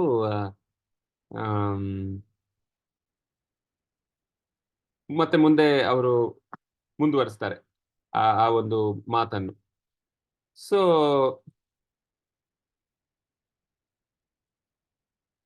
ರಮಣ ರೇತಿ ಅಂತ ಒಂದು ಜಾಗ ಇತ್ತು. ಓಕೆ, ಸೊ ರಮಣ ರೇತಿ ಅಂದ್ರೆ, ರಮಣ ಅಂದ್ರೆ ಏನು? ಮಣ್ಣು. ಸೊ ರೇತಿ ಅಂದ್ರೆ ಏನು? ರೇತಿ ಅಂದ್ರೆ ಒಂದು ಬಹಳ ಒಂದು ಚಾರ್ಮಿಂಗ್ ಅಂತ ಹೇಳ್ತೀವಲ್ಲ ನಾವು. ಸೊ ಅಂದ್ರೆ ಅಂದ್ರೆ ಒಂದು ಆಕರ್ಷಕವಾದ ಒಂದು ಜಾಗ, ರಮಣ ರೇತಿ. ಈಗ್ಲೂ ಕೂಡ ನೀವು ಹೋದ್ರೆ ವೃಂದಾವನದಲ್ಲಿ ರಮಣ ರೇತಿ ಅಂತ ಒಂದು ಜಾಗ, ಆಕ್ಚುಲಿ ನಮ್ಮ ದೇವಸ್ಥಾನ ಇರೋದು ರಮಣ ರೇತಿಯಲ್ಲೇ. ಆದ್ರೆ ಆಗಿನ ಕಾಲದಲ್ಲಿ ಅದು ವೃಂದಾವನದ ಹೊರಗೆ ಇತ್ತು ಅದು ಆಕ್ಚುಲಿ. ಸೊ ಈಗ ಅದು ಒಳಗೆ ಬಂದ್ಬಿಟ್ಟಿದೆ. ಸೊ ನೀವು ಈಗ್ಲೂ ಕೂಡ ಹೋದ್ರೆ ಬಹಳ ಸುಂದರವಾದ ಜಾಗ, ಬಹಳ ಸುಂದರ, ಬಹಳ ಅಂದ್ರೆ ಅತಿ ಅದ್ಭುತ ಜಾಗ ಅದು. ಅಲ್ಲಿ ನಾವು ಎಷ್ಟೋ ಸಲ ಹೋಗಿ ಈ ತರ ಕೀರ್ತನೆಗಳನ್ನು ನಾವು ಕೀರ್ತನೆ ಮಾಡಿದಾಗ ಆ ರೇತಿಯಲ್ಲಿ ಭಕ್ತರು ನೋಡಿ, ಇಲ್ಲಿ ನೋಡ್ಬೋದು, ನಿಮ್ಗೆಲ್ಲ ಕಾಣಿಸ್ತಾ ಇದೆ ಈ ಪಿಕ್ಚರ್ಗಳು. ಸೊ ಇದು ರಮಣ ರೇತಿ. ಇದಕ್ಕೆ ರಮಣ ರೇತಿ ಅಂತ ಕರಿತೀವಿ ನಾವು. ಸೊ ಇಲ್ಲಿ ಜಿಂಕೆಗಳು ಕಾಣುತ್ತೆ ಅಲ್ಲಿ. ಆ ಒಂದು ರೇತಿ ಇದೆಯಲ್ಲ, ಅದು ಶ್ರೀ ಕೃಷ್ಣ, ಬಲರಾಮ ಮತ್ತೆ ಗೋಪ ಮಿತ್ರರು ಅಲ್ಲಿ ಆಡ್ತಾ ಇದ್ರಂತೆ ಈ ರಮಣ ರೇತಿಯಲ್ಲಿ. ಸೊ ಅವರ ದಿವ್ಯ ಚರಣ ಚಿಹ್ನಗಳು ಈಗ್ಲೂ ಕೂಡ ಅಲ್ಲಿದೆ. ಸೊ ಅಂತಹ ಒಂದು ದಿವ್ಯ ಒಂದು ಕ್ಷೇತ್ರದಲ್ಲಿ ಪ್ರಭುಪಾದ್ ಅವರಿಗೆ ಈ ಭೂಮಿ ನೀಡಲಾಯಿತು ವೃಂದಾವನದಲ್ಲಿ. ಈಗ ಅಫ್ಕೋರ್ಸ್ ಆ ರಮಣ ರೇತಿಯಲ್ಲಿ ನಮ್ಮ ದೇವಸ್ಥಾನ ಇದೆ, ಇಸ್ಕಾನ್ ದೇವಸ್ಥಾನ ನಾನು ಹೇಳಿದಾಗೆ. ಸೊ ಅಲ್ಲಿ ಮತ್ತೆ ಪ್ರಭುಪಾದ್ ಅವರು ಎಷ್ಟೋ ಸಲ ಈ ತರ ಜನ ಲ್ಯಾಂಡ್ ಕೊಡ್ತೀನಿ, ಭೂಮಿ ಕೊಡ್ತೀನಿ ಎಂದು ಆಮೇಲೆ ಅವರು ಮನಸ್ಸು ಬದಲಾಯಿಸ್ಬಿಡ್ತಾರೆ. ಸೊ ಅದನ್ನ ಪ್ರಭುಪಾದ್ ಅವರು ಅನುಭವಿಸಿದ್ರು. ಸೊ ಆದ್ರೆ ಈ ಸಲ ಪ್ರಭುಪಾದ್ ಅವರು ಮತ್ತೆ ಕೇಳ್ತಾರೆ ಅವ್ರನ್ನ, ಯಾರು ಮಿಸ್ಟರ್ ಎಸ್ ಅಂತ, ನೀವು ನಿಜವಾಗ್ಲೂ ಕೊಡ್ತೀರಾ ಭೂಮಿನ ಅಂತ. ಅವಾಗ ಅವ್ರು ಹೇಳ್ತಾರೆ, ಹೌದು, ನಮ್ಗೆ ರಾಧಾಕೃಷ್ಣ ದೇವಸ್ಥಾನ ಯಾರು ನಿರ್ಮಾಣ ಮಾಡ್ತಾರೋ ಅವ್ರಿಗೆ ನಾವು ಭೂಮಿ ಕೊಡ್ಬೇಕು, ಎಷ್ಟೋ ಜನ ಕೇಳ್ತಾ ಇದ್ದಾರೆ, ಆದ್ರೆ ನಿಮ್ಗೆ ನಾವು ಕೊಡ್ತೀವಿ ಅಂತ ಹೇಳ್ತಾರೆ. ಎನಿವೆ, ಅದೆಲ್ಲ ಆದ್ಮೇಲೆ ಪ್ರಭುಪಾದ್ ಅವರು ಒಂದು ಪರಿಕ್ರಮ ಕರ್ಕೊಂಡು ಹೋಗ್ತಾರೆ ಅವ್ರ ಶಿಷ್ಯರನ್ನ ಬೃಂದಾವನದ ಮುಖ್ಯ ಸ್ಥಾನಗಳಿಗೆ. ಬರ್ಷಾನ, ಗೋಕುಲ್, ರಾಧಾಕುಂಡ್, ಗೋವರ್ಧನ್, ಮತ್ತೆ ಈ ರೀತಿ ಬೃಂದಾವನದ ಪ್ರಮುಖ ದೇವಸ್ಥಾನಗಳಿಗೆ ಪ್ರಭುಪಾದ್ ಅವರು ಕರ್ಕೊಂಡು ಹೋಗ್ತಾರೆ. ಸೊ ಅಲ್ಲಿ ಗೋವರ್ಧನ ಪರ್ವತಕ್ಕೆ ಹೋದಾಗ ಪ್ರಭುಪಾದರು ಹೇಳ್ತಾರೆ, ಗೋವರ್ಧನ ಪರ್ವತದ ಮೇಲೆ ಕಾಲಿಡಬೇಡಿ, ಯಾಕಂದ್ರೆ ಗೋವರ್ಧನ ಕೃಷ್ಣನೇ. ಗೋವರ್ಧನಿಗೂ ಕೃಷ್ಣನಿಗೂ ಏನು ಅಂತರ ಇಲ್ಲ ಅಂತ. ಸೊ ಅವಾಗ ಅಲ್ಲಿ ಕೃಷ್ಣನ ಒಂದು ಹೆಜ್ಜೆ ಗುರುತಿರುತ್ತೆ. ಆ ಒಂದು ಹೆಜ್ಜೆ ಗುರುತನ್ನು ನೋಡಿ ಭಕ್ತರಿಗೆ ಆಶ್ಚರ್ಯ ಆಗುತ್ತೆ, ಇಷ್ಟು ದೊಡ್ಡದಾಗಿದ್ಯಾ ಕೃಷ್ಣನ ಗುರುತು, ಹೆಜ್ಜೆ ಗುರುತು ಅಂತ. ಅವಾಗ ಪ್ರಭುಪಾದ ಹೇಳ್ತಾರೆ, ಹೌದು, ಅದು ದ್ವಾಪರ ಯುಗ ಅಲ್ವಾ, ದ್ವಾಪರ ಯುಗದಲ್ಲಿ ನಮಗಿಂತ ಕಲಿಯುಗಕ್ಕಿಂತ ಹೆಚ್ಚು ಅಂದ್ರೆ ದೇಹದ ಒಂದು ಅಗಲ ಮತ್ತೆ ಎತ್ತರ, ಆಗಿನ ಕಾಲದಲ್ಲಿ ಜನರ ದೇಹ ಇನ್ನು ತುಂಬಾ ಅಗಲ ಇತ್ತು, ಎತ್ತರನೂ ಇತ್ತು ಅಂತ ಪ್ರಭುಪಾದರು ಹೇಳ್ತಾರೆ. ಸೊ ಆಮೇಲೆ ಪ್ರಭುಪಾದರಲ್ಲಿ ಪ್ರಸಾದ ತಗೋತಾರೆ ಅಲ್ಲೇ, ಎಲ್ಲಿ ಗೋವರ್ಧನ ಹತ್ರ. ಸೊ ಅಲ್ಲಿ ಪ್ರಸಾದ ತಗೋತಾ ಇದ್ದಾಗ ಒಂದು ಕೆಲವು ಬೀದಿ ನಾಯಿಗಳು ಬರುತ್ತಂತೆ. ಬೀದಿ ನಾಯಿಗಳು ಬಂದು ಸ್ವಲ್ಪ ಅಲ್ಲಿ ಗೊತ್ತಲ್ಲ ನಿಮ್ಗೆ ಹೇಗೆ ಅಂತ, ಊಟ ಮಾಡ್ತಿರುವಾಗ ಬಂದು ಅವುಗಳು ಕೇಳುತ್ತೆ. ಸೊ ಈ ಭಕ್ತರು ಅಮೆರಿಕನ್ ಶಿಷ್ಯರಿಗೆ ಗೊತ್ತಿರ್ಲಿಲ್ಲ ಏನ್ ಮಾಡ್ಬೇಕು ಅಂತ. ಸೊ ಅವರು ಕಲ್ಲಿ ಎಸ್ದು ಆ ನಾಯಿಗಳನ್ನು ದೂರ ಓಡಿಸ್ತಾ ಇದ್ರು. ಆವಾಗ ಪ್ರಭುಪಾದ ಹೇಳ್ತಾರೆ, ಹಂಗ್ ಮಾಡ್ಬೇಡಿ, ಅವ್ರಿಗೂ ಸ್ವಲ್ಪ ಊಟ ಕೊಡಿ ಅಂತ ಅವರ ಪ್ಲೇಟ್ ಇಂದಾನೆ ಸ್ವಲ್ಪ ಪ್ರಸಾದವನ್ನು ನಾಯಿಗಳಿಗೆ ಕೊಡ್ತಾರಂತೆ ಪ್ರಭುಪಾದ. ನೋಡಿ, ಇದು ಪ್ರಭುಪಾದ ಅವರ ಒಂದು ಮಹತ್ವ ಏನು ಅಂದ್ರೆ, ಅಷ್ಟು ದೊಡ್ಡ ವಿಶ್ವಗುರು ಆಗಿದ್ರು ಕೂಡ ಒಂದು ನಾಯಿ, ಬೀದಿ ನಾಯಿ ಬಗ್ಗೆನೂ ಅವ್ರಿಗೆ ಒಂದು ಕರುಣಾ ಭಾವನೆ ಇತ್ತು. ಯಾವತ್ತೂ ಮರಿಲಿಲ್ಲ ಅದನ್ನ. ಅಂದ್ರೆ ಯಾವುದೇ ಒಂದು ಚಿಕ್ಕ ಪುಟ್ಟ ಪ್ರಾಣಿನೇ ಆಗ್ಲಿ, ಪ್ರಭುಪಾದ ಅವರು ಅದ್ರ ಬಗ್ಗೆ ಕೂಡ ಒಂದು ಚಿಂತೆಯನ್ನು ಇಟ್ಕೊಂಡಿದ್ರು. ಅಂದ್ರೆ ನಾವು ಹೇಗೆ ನಮ್ಮ ವ್ಯವಹಾರ ಬರೀ ಮನುಷ್ಯರ ಜೊತೆ ಅಲ್ಲ, ಪಶುಗಳ ಜೊತೆ ಕೂಡ ಆಗ್ಲಿ, ಪ್ರಕೃತಿ ಜೊತೆ ಆಗ್ಲಿ, ಒಬ್ಬ ಭಕ್ತನ ವ್ಯವಹಾರ ಯಾವಾಗ್ಲೂ ಅದು ಸರಿಯಾಗಿರ್ಬೇಕು. ಅವಾಗ್ಲೇ ನಾವು ಭಕ್ತಿಯನ್ನು ಸರಿಯಾಗಿ ಮಾಡ್ಲಿಕ್ಕೆ ಸಾಧ್ಯ. ನಾವು ಬರೀ ಭಕ್ತಿ ಅಂತ ಭಗವಂತನ ಅಂದ್ರೆ ಬರೀ ಭಗವಂತನನ್ನು ಬರೀ ನಾವು ದೇವಸ್ಥಾನದಲ್ಲೇ ನೋಡಿದ್ರೆ ಅದು ಒಂದು ಏನ್ ಹೇಳುತ್ತೆ, ಒಂದು ಲಿಮಿಟೆಡ್ ಒಂದು ದೃಷ್ಟಿಕೋನ ಆಗುತ್ತೆ ಅದು. ಸೊ ಆ ಒಂದು ನಮ್ಮ ನಮ್ಮ ದೃಷ್ಟಿಯನ್ನು ನಾವು ಏನ್ ಮಾಡ್ಬೇಕು, ಬ್ರಾಡ್ ಆಗಿ ಮಾಡ್ಕೋಬೇಕು. ನಾವು ಅಂದ್ರೆ ಎಲ್ಲವನ್ನೂ ನಾವು ಭಗವಂತನ ಒಂದು ಭಾಗ ಅಂತ ಹಾಗೆ ನೋಡ್ಬೇಕು ನಾವು. ಬರೀ ದೇವಸ್ಥಾನದಲ್ಲಿ ಶ್ರೀ ವಿಗ್ರಹವನ್ನೇ ಭಗವಂತ ನಾವು ಅನ್ಕೋಬಾರ್ದು. ಭಗವಂತ ಎಲ್ಲಾ ಜೀವ ಜಂತುಗಳ ಹೃದಯದಲ್ಲಿ ಪರಮಾತ್ಮ ರೂಪದಲ್ಲಿ ಇದ್ದಾನೆ ಅವನು. ಆದ್ರಿಂದ ಭಗವಂತನನ್ನು ಎಲ್ಲರನ್ನೂ ನಾವು ನೋಡ್ಬೇಕು, ಗಮನಿಸ್ಬೇಕು. ಎಲ್ಲರನ್ನೂ ನಾವು ಗೌರವದಿಂದ ನಾವು ವ್ಯವಹಾರವನ್ನು ನಡೆಸ್ಬೇಕು ಎಲ್ಲರ ಜೊತೆ. ಹಾಗಂತ ನಾವು ಮಾಯಾವಾದಿಗಳ ತರ ನಾವು ಎಲ್ಲರನ್ನೂ ನಾರಾಯಣ ಅನ್ಕೊಂಡು ಹೋಗಕ್ಕೂ ಆಗೋದಿಲ್ಲ. ನಾರಾಯಣ ವಾಸ ಮಾಡ್ತಾ ಇದ್ದೇನೆ ಎಲ್ಲ ಹೃದಯದಲ್ಲಿ. ಹಾಗಂತ ಎಲ್ಲರೂ ನಾರಾಯಣ ಅಂತ ತಪ್ಪು ಭಾವನೆ ಅದಕ್ಕೆ ಒಳಗಾಗ್ಬಾರ್ದು ನಾವು. ಅವರು ಎಷ್ಟೋ ಜನ ಮಾಯಾವಾದಿಗಳು ಹೇಳ್ತಾರೆ, ದರಿದ್ರ ನಾರಾಯಣ ಸೇವೆ ಮಾಡು ಅಂದ್ರೆ ನಾರಾಯಣ ದರಿದ್ರ ಆಗ್ಬಿಟ್ಟಿದ್ದಾರೆ ಈಗ. ಎಲ್ರೂ ನಾರಾಯಣ, ಆದ್ರೆ ಈಗ ನೋಡಿ ನಾರಾಯಣ ಯಾವತ್ತೂ ದರಿದ್ರ ಆಗೋದಿಲ್ಲ. ದರಿದ್ರ ಆಗೋದು ಅಂದ್ರೆ ನಾವು. ಆದ್ರೆ ಅಂತಹ ದರಿದ್ರ ಜನರಲ್ಲೂ ಕೂಡ ಭಗವಂತ ಕರುಣೆಯಿಂದ ಬಂದು ನಿವಾಸ ಮಾಡ್ತಾನೆ, ಅದು ಸರಿಯಾದ ಅರ್ಥ. ಮತ್ತೆ ಇದೆಲ್ಲ ಆದ್ಮೇಲೆ ಪ್ರಭುಪಾದವರು ಬರ್ಸಾನಾಗೆ ಹೋಗ್ತಾರೆ. ನಿಮ್ಮಲ್ಲಿ ಎಷ್ಟು ಜನ ಬರ್ಸಾನಕ್ಕೆ ಹೋಗಿದ್ದೀರಾ? ಬರ್ಸಾನದಲ್ಲಿ ಏನಿದೆ ಅಥವಾ ಬರ್ಸಾನದ ಮಹತ್ವ ಏನು ಅಂತ ಯಾರು ಹೇಳ್ತೀರಾ? ಯಾರಿಗೆ ಗೊತ್ತು ಬರ್ಸಾನ ಅಂತ? ಈ ಒಂದು ಹರೇ ಕೃಷ್ಣ ಬರ್ಸಾನ ರಾಧಾರಾಣಿ. ರಾಧಾರಾಣಿ ಅವರ ಏನು? ರಾಧಾರಾಣಿಯವರ ಅರಮನೆ. ಅರಮನೆ. ಮತ್ತೆ ಅದು ಆಕ್ಚುಲಿ ಜನ್ಮಭೂಮಿ ಕೂಡ. ಬರ್ಸಾನ ಅಂದ್ರೆ ರಾಧಾರಾಣಿ ಅವರ ಜನ್ಮಭೂಮಿ. ಈ ಕಡೆ ವೃಂದಾವನದಲ್ಲಿ ಗೋಕುಲ, ಅಲ್ಲಿ ಕೃಷ್ಣನನ್ನು ವಸುದೇವ ತಂದು, ಗೊತ್ತಲ್ಲ ನಿಮ್ಗೆ ಆ ಒಂದು ಕಥೆ, ಅಲ್ಲಿ ಕೃಷ್ಣನ ಜನ್ಮ ಆಗಿದ್ದು. ಸೊ ಈ ರೀತಿಯಲ್ಲಿ ಹತ್ರನೇ ಇದೆ ರಾಧಾರಾಣಿ ಮತ್ತೆ ಕೃಷ್ಣರ ಜನ್ಮಭೂಮಿ. ಸೊ ಬರ್ಸಾನ ಅನ್ನೋದು ಬಹಳ ಒಂದು ವಿಶೇಷ ತೀರ್ಥಕ್ಷೇತ್ರ. ನಮ್ಮೆಲ್ಲರಿಗೂ ಆಕ್ಚುಲಿ ಗೌಡಿಯ ವೈಷ್ಣವರಿಗೆ ಮೊದಲನೇದಾಗಿ ನಾವು ರಾಧಾರಾಣಿಯ ಭಕ್ತರು. ಆಕ್ಚುಲಿ ರಾಧಾರಾಣಿಯ ಕೃಪೆಯಿಂದ ನಾವು ಕೃಷ್ಣನ ಹತ್ರ ಹೋಗ್ಬೋದೇ ಹೊರತು ಉಲ್ಟಾ ಆಗೋದಿಲ್ಲ. ರಾಧಾರಾಣಿ ಕೃಷ್ಣನ ಸರ್ವಶ್ರೇಷ್ಠ ಭಕ್ತಳವಳು. ಆದ್ರಿಂದ ಅವಳ ಕೃಪೆ ಇಲ್ಲದೆ ನಾವು ಕೃಷ್ಣನ ಹತ್ರ ಹೋಗ್ಲಿಕ್ಕೆ ಖಂಡಿತ ಆಗೋದಿಲ್ಲ. ಅದಕ್ಕೆ ನೀವು ವೃಂದಾವನದಲ್ಲಿ ಈಗಲೂ ಹೋದ್ರೆ ಏನ್ ಬರ್ದಿರ್ತಾರೆ? ವೃಂದಾವನದಲ್ಲಿ ಗೋಡೆಗಳ ಮೇಲೆ ಏನ್ ಬರ್ದಿರ್ತಾರೆ? ರಾಧೆ ರಾಧೆ, ರಾಧೆ ರಾಧೆ, ರಾಧೆ ರಾಧೆ, ಜಯ ಶ್ರೀ ರಾಧೆ ಅಲ್ವಾ? ರಾಧೆ ಶ್ಯಾಮ್, ರಾಧೆ ಶ್ಯಾಮ್, ರಾಧೆ ರಾಧೆ. ಇವನ್ ಅಲ್ಲಿ ಆ ಬ್ರಜಭಾಸಿಗಳು ಆಟೋ ಓಡಿಸೋರು ಆಗ್ಲಿ ಅಥವಾ ಏನ್ ಹೇಳ್ತಾರೆ ಅದು ಏನ್ ಹೇಳ್ತಾರೆ ಅದು ರಿಕ್ಷಾ ಓಡಿಸೋರು ಕೂಡ ಏನ್ ಹೇಳ್ತಾರೆ? ರಾಧೆ ರಾಧೆ ಅಂತಾರೆ. ಜಟಕಾ ಬಂಡಿ, ಜಟ್ಕಾ ಬಂಡಿ ಅಥವಾ ರಿಕ್ಷಾ, ಸೈಕಲ್ ರಿಕ್ಷಾ. ಸೊ ಅವರೆಲ್ಲ ರಾಧೆ ರಾಧೆ ಅಂತಾರೆ. ಅವರು ಕೃಷ್ಣ ಕೃಷ್ಣ ಅಂತಾನು ಹೇಳೋದಿಲ್ಲ. ಹೇಳ್ಬೋದು, ಠಾಕುರ್ಜಿ ಅಂತಾರೆ. ಠಾಕುರ್ಜಿ ಅಂತಾರೆ ಪ್ರಭು. ಏನ್ ಹೇಳ್ತಾರೆ? ಠಾಕುರ್ಜಿ ಅಂತಾರೆ ಪ್ರಭು ಅಂದೆ. ಸಾಕೃತಿನ ಠಾಕೂರ್. ಓ ಠಾಕೂರ್. Okay, correct. ಠಾಕೂರ್ಜಿ ಅಂತ ಹೇಳ್ತಾರೆ. ಆದ್ರೆ ಎಲ್ಲಕ್ಕಿಂತ ಮೊದಲು ರಾಧೆ ರಾಧೆ ಅಂತ ಹೇಳ್ತಾರೆ. ಯಾಕಂದ್ರೆ ಎಲ್ರಿಗೂ ಗೊತ್ತು ವೃಂದಾವನದಲ್ಲಿ ರಾಧಾರಾಣಿಯೇ ನಮಗೆ ಮೊಟ್ಟ ಮೊದಲನೆಯ ಒಂದು ಏನ್ ಹೇಳೋದು ಆರಾಧಿತ ಒಂದು ದೇವಿ ಅಂದ್ರೆ ರಾಧಾರಾಣಿ. ಅದಾದ್ಮೇಲೆ ಕೃಷ್ಣ ಬರೋದು. ಸೊ ಈ ರೀತಿಯಲ್ಲಿ ಪ್ರಭುಪಾದವರು ಬರ್ಸಾನಕ್ಕೆ ಕರ್ಕೊಂಡು ಹೋಗಿ ಅವರ ಶಿಷ್ಯರನ್ನು ತೋರಿಸ್ತಾರೆ. ಸೊ ಆಕ್ಚುಲಿ ಪ್ರಭುಪಾದವರು ಆಗಿನ ಕಾಲದಲ್ಲಿ ಆಲ್ರೆಡಿ ಪ್ರಭುಪಾದವರು ವಯಸ್ಸಾಗಿತ್ತಲ್ಲ. ಸೊ ಅವರ ಶಿಷ್ಯರು ಈ ರೀತಿಯಲ್ಲಿ, ನಾನು ತೋರಿಸ್ತಾ ಇದ್ದೀನಿ ನೋಡಿ ಒಂದು ಪಿಕ್ಚರ್ ಇಲ್ಲಿ. ಎಲ್ಲಿ ಹೋಯ್ತದು? ಒಂದು ನಿಮಿಷ.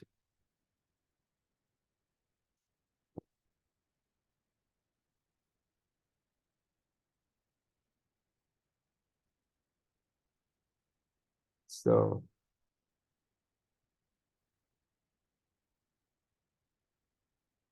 ಓಕೆ, ಎನಿವೆ, ಸೊ ಪ್ರಭುಪಾದ್ ಅವರು ಒಂದು ಏನ್ ಹೇಳ್ತೀವಿ ನಾವು ಇದರಲ್ಲಿ ಪಲ್ಲಕ್ಕಿಯಲ್ಲಿ ಅಲ್ಲಿ ಮೇಲ್ ಕರ್ಕೊಂಡು ಹೋಗ್ತಾರೆ ಪ್ರಭುಪಾದ್ ಅವ್ರನ್ನ. ಪಲ್ಲಕ್ಕಿಯಲ್ಲಿ ಯಾಕಂದ್ರೆ ಪ್ರಭುಪಾದವ್ರಿಗೆ ಆಲ್ರೆಡಿ ಅವಾಗ ಏನೋ ಪ್ರಭುಪಾದವ್ರಿಗೆ ವಯಸ್ಸಾಗಿತ್ತು. ಸೊ ಪಲ್ಲಕ್ಕಿಯಲ್ಲಿ ಮೇಲೆ ಕರ್ಕೊಂಡು ಹೋಗಿ ಅವರು ಬರ್ಸಾನ ಆ ಒಂದು ಶ್ರೀಜಿ ಮಂದಿರ್ ಅಂತ ಹೇಳ್ತೀವಲ್ಲ ನಾವು, ಆ ಶ್ರೀಜಿ ಮಂದಿರ್ ಅದರ ದರ್ಶನ ಮಾಡಿಸ್ಕೊಡ್ತಾರೆ. ಸೊ ಸೊ ಅದ್ರದ್ದು ನಾವು ಸೊ ಶ್ರೀಜಿ ಮಂದಿರ್ ಅದರ ದರ್ಶನ ಮಾಡಿಸ್ಕೊಟ್ಟು ಮತ್ತೆ ಪ್ರಭುಪಾದವರು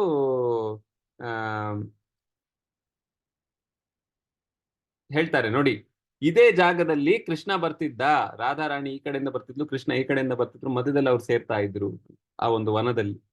ಸೊ ಪ್ರಭುಪಾದರು ಹೇಳ್ತಿದ್ರು. ಎನಿವೆ, ಮತ್ತೆ ಪ್ರಭುಪಾದರು ಯಾವ ದೇವಸ್ಥಾನಕ್ಕೆ ಹೋಗ್ತಿದ್ರು ಅಲ್ಲಿ ಎಲ್ಲ ಬಡವರು ಅಥವಾ ಏನ್ ಹೇಳ್ತಾರೆ ಈ ಭಿಕ್ಷುಕರು ಬಂದು ಕೇಳ್ತಾ ಇದ್ರು, ದುಡ್ಡು ಕೊಡಿ ದುಡ್ಡು ಕೊಡಿ. ಯಾಕಂದ್ರೆ ಪ್ರಭುಪಾದವ್ರ ಜೊತೆ ಈ ಅಮೆರಿಕನ್ ಯುರೋಪಿಯನ್ ಶಿಷ್ಯರಿದ್ರಲ್ಲ, ಸೊ ಅದರಿಂದ ಅವ್ರಿಗೆ ಅನ್ಸ್ತಾ ಇತ್ತು ಪ್ರಭುಪಾದವ್ರ ತುಂಬಾ ದುಡ್ಡಿರುತ್ತೆ ಅಂತ. ಸೊ ಎಲ್ರು ದುಡ್ಡು ಕೇಳ್ತಾ ಇದ್ರು. ಪ್ರಭುಪಾದವರು ಏನಾದ್ರು ಕೊಟ್ಟರು ಕೂಡ ಇನ್ನೂ ಒಂದ್ 10 ಜನ ಬರೋರು. ಸೊ ಅವ್ರು ನಡೆಯೋಕೆ ಬಿಡ್ತಾ ಇರ್ಲಿಲ್ಲ. ಈ ರೀತಿಯಲ್ಲಿ ಪ್ರಭುಪಾದರು ಹೇಗೋ ಮುಂದುವರಿತಾ ಇದ್ರು. ಮತ್ತೆ ಪ್ರಭುಪಾದರು ಯಮುನಾ ತಟಕ್ಕೆ ಬರ್ತಾರೆ. ಸೊ ಯಮುನಾ ತಟಕ್ಕೆ ಬಂದಾಗ ಅವಾಗ ಅಲ್ಲಿ ನಿಮ್ಗೆಲ್ಲ ಗೊತ್ತಿರಂಗೆ ಬ್ರಹ್ಮಾಂಡ ಘಾಟ್ ಅಂತ ಇದೆ. ಅಲ್ಲಿ ಬ್ರಹ್ಮಾಂಡ ಘಾಟ್ ಅಂದ್ರೆ ಅದು ಬಹಳ ಒಂದು ಸುಂದರವಾದ ಜಾಗ. ಅಲ್ಲಿ ಪ್ರಭುಪಾದವರು ಆಕ್ಚುಲಿ ಕೃಷ್ಣ ಅಲ್ಲಿ ಮಣ್ಣು ತಿಂದಾದ್ಮೇಲೆ ಬರ್ತಾನಲ್ಲ ವಾಪಸ್ ಮನೆಗೆ, ಅವಾಗ ಯಶೋಧ ಕೃಷ್ಣನಿಗೆ ಹೇಳ್ತಾಳೆ, ನಿನ್ನ ಬಾಯಿ ತೆಗಿ ನೋಡ್ಬೇಕು ನಾನು ಮಣ್ಣು ತಿಂದಿದ್ಯಾ ಅಂತ. ಸೊ ಅವಾಗ ಕೃಷ್ಣ ಅವನ ಬಾಯಿ ತೆಗೆದಾಗ ಇಡೀ ಬ್ರಹ್ಮಾಂಡನೇ ಕಾಣಿಸುತ್ತೆ ಅಲ್ಲಿ. ನಿಮ್ಗೆಲ್ಲ ಗೊತ್ತಿದೆ ಈ ಕಥೆ. ಸೊ ಆವಾಗ ಆ ಜಾಗ ಆಕ್ಚುಲಿ ಬ್ರಹ್ಮಾಂಡ ಘಾಟ್ ಅಂತ, ಓಕೆನಾ. ಸೊ ಅಲ್ಲಿ ಈಗ ನಾವು ನಿಮ್ಗೆ ಚಿತ್ರ ತೋರಿಸ್ತಾ ಇದ್ದೀನಿ ನಾನು, ಒಂದು ನಿಮಿಷ. ಸೊ ಚಿತ್ರಗಳ ಜೊತೆ ನಾವು ನೋಡಿದ್ರೆ ಇನ್ನೂ ಚೆನ್ನಾಗಿ ಅರ್ಥ ಆಗುತ್ತೆ. ಸೊ ಇಲ್ಲಿ ಎಡಭಾಗದಲ್ಲಿ ನೀವು ನೋಡಿ, ಎಲ್ಲರೂ ಕಾಣಿಸ್ತಾ ಇದೆಯಲ್ಲ ಈ ಚಿತ್ರ? ಕಾಣಿಸ್ತದೆ ಪ್ರಭು. ಎಡಭಾಗದಲ್ಲಿ ನೋಡಿ, ಎಡಭಾಗದಲ್ಲಿ ನೀವು ನಾನು ಈಗ ತಾನೇ ಕತೆ ಹೇಳಿದ್ನಲ್ಲ, ಬರ್ಸಾನದಲ್ಲಿ ಪ್ರಭುಪಾದರನ್ನು ಪಲ್ಲಕ್ಕಿಯಲ್ಲಿ ಕರ್ಕೊಂಡು ಹೋಗ್ತಾ ಇದ್ದಾರೆ ಅಂತ, ಅದು ಎಡಭಾಗ ಬರ್ಸಾನ. ಮತ್ತೆ ಬಲಭಾಗದಲ್ಲಿ ನೀವು ನೋಡ್ಬೋದು ಪ್ರಭುಪಾದವರು ಈಗ ಬ್ರಹ್ಮಾಂಡ ಘಾಟಲ್ಲಿ ಕತೆ ಹೇಳ್ತಾ ಇದ್ದಾರೆ. ಪ್ರಭುಪಾದವರ ಮುಖ ನೋಡಿ ನೀವು ಗಮನಿಸಿ ಹೇಗೆ ಪ್ರಭುಪಾದವರು ಆ ಒಂದು ಲೀಲೆಯ ವರ್ಣನೆ ಮಾಡ್ತಾ ಇದ್ದಾರೆ. ಹೇಗೆ ಕೃಷ್ಣನ ಬಾಯಲ್ಲಿ ಇಡೀ ಬ್ರಹ್ಮಾಂಡ ಕಾಣಿಸ್ತು, ಅವಾಗ ಯಶೋದೆ ಹೇಗೆ ಆಶ್ಚರ್ಯ ಆಯ್ತು ಅಂತ ಪ್ರಭುಪಾದವರು ಹೇಳ್ತಾ ಇದ್ದಾರೆ ಇಲ್ಲಿ.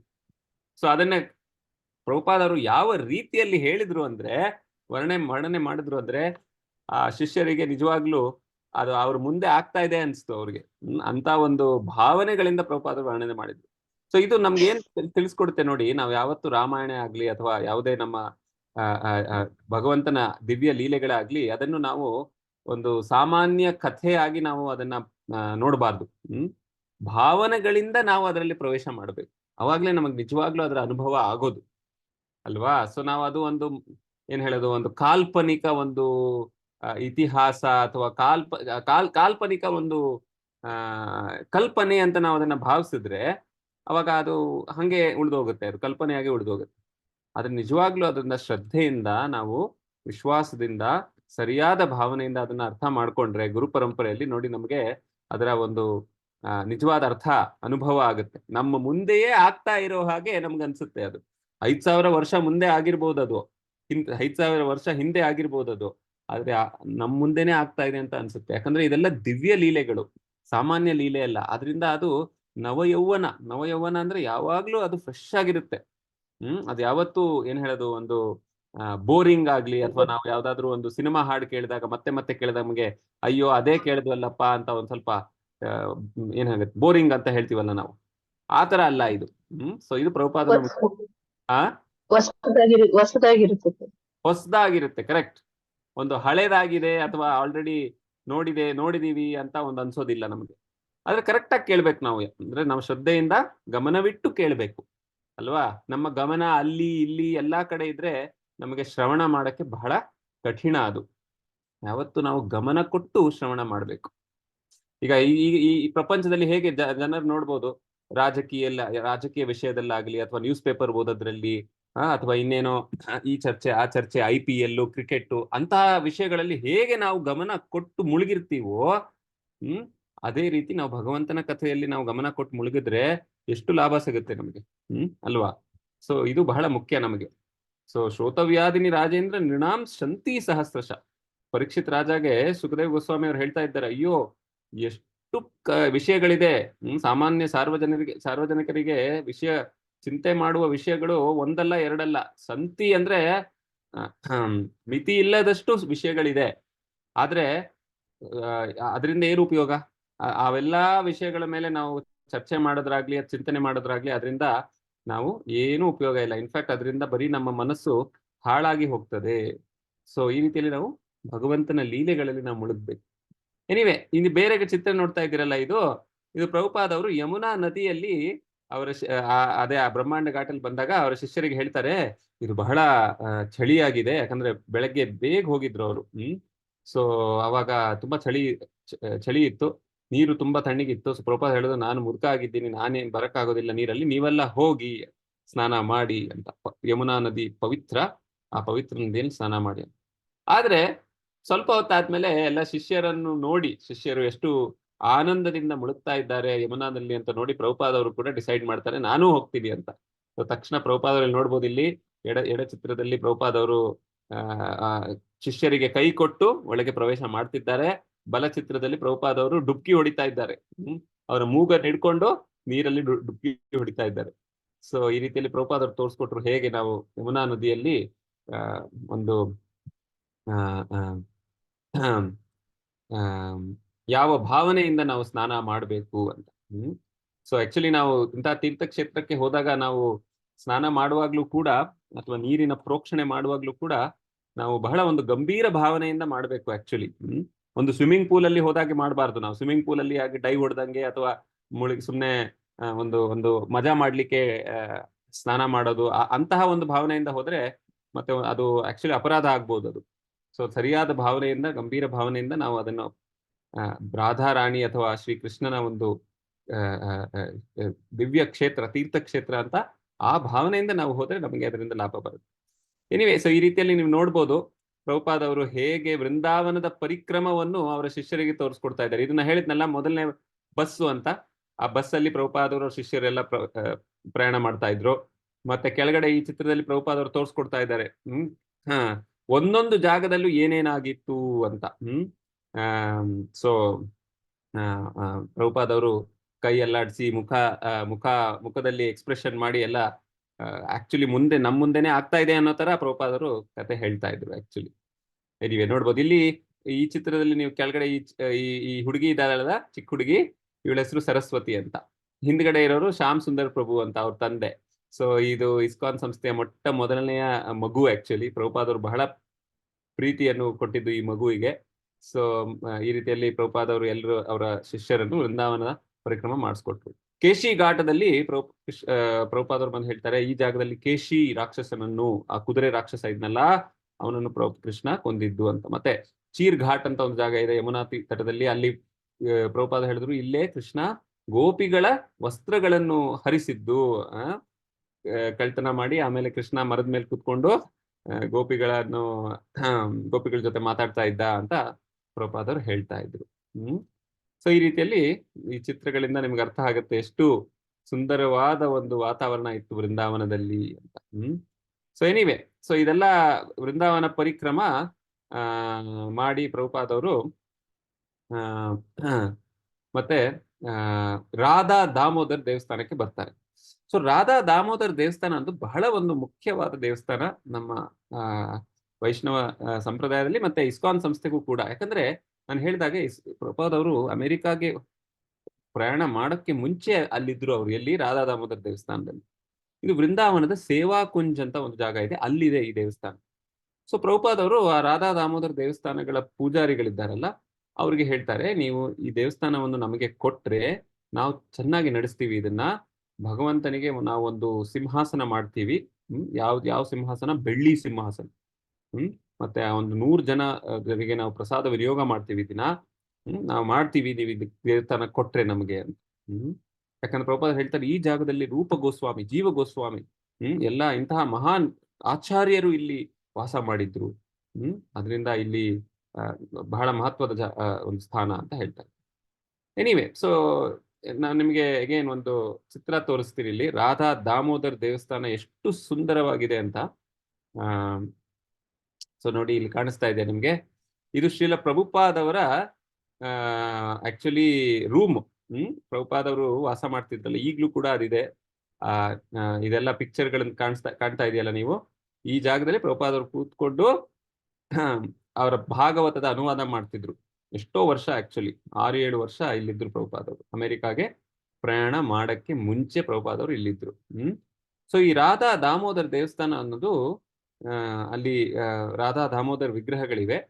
ಅಲ್ಲಿ ಯಮುನಾ ಮಾತಾಜಿ ಅಂತ ಪ್ರಭುಪಾದ ಶಿಷ್ಯರಿದ್ರ. ಒಂದು ದಿನ ಬೆಳಗ್ಗೆ ಬೇಗ ಒಂದು 2-2:30-3 ಗಂಟೆ, ಅಂದ್ರೆ ಮಧ್ಯರಾತ್ರಿ, ಮಂಗಳಾರತಿಯ ಮುಂಚೆನೆ ಬರ್ತಾರೆ ಅಲ್ಲಿ ಯಮುನಾ ಮಾತಾಜಿ ಅವರು.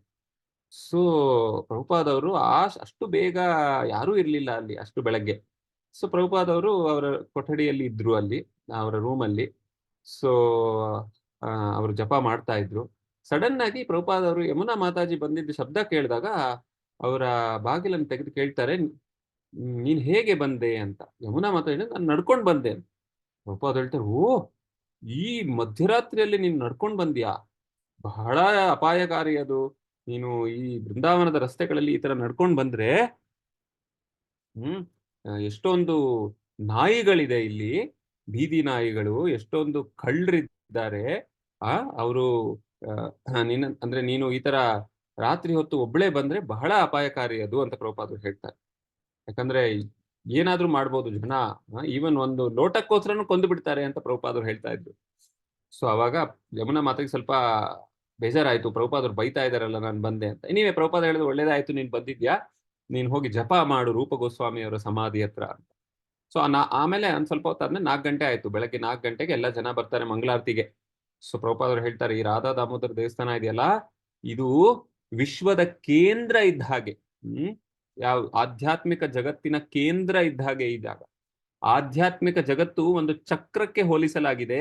ಆ ಚಕ್ರದ ಮಧ್ಯಭಾಗ ಅಥವಾ ಕೇಂದ್ರ ಅಂದ್ರೆ ಇದು ರಾಧಾ ದಾಮೋದರ ದೇವಸ್ಥಾನ. ಅಂದ್ರೆ ಅಷ್ಟು ಮುಖ್ಯ ಇದು ಅಂತ ಪ್ರಭುಪಾದರು ಹೇಳ್ತಾರೆ. ಮತ್ತೆ ಪ್ರಭುಪಾದರು ಅವರ ಶಿಷ್ಯರನ್ನು ವಿನಂತಿಸ್ತಾರೆ, ನನ್ನ ಈ 2 ಕೊಠಡಿಗಳನ್ನು, ಈ ರೂಮ್ಗಳನ್ನು ದಯವಿಟ್ಟು ಚೆನ್ನಾಗಿ ನೀವು ಮೇಂಟೈನ್ ಮಾಡಿ, ಕ್ಲೀನ್ ಆಗಿ ಇಡಿ, ನೀವು ದಯವಿಟ್ಟು ಸ್ವಚ್ಛತೆಯನ್ನು ಕಾಪಾಡಿ ಅಂತ ಪ್ರಭುಪಾದರು ಹೇಳ್ತಾರೆ.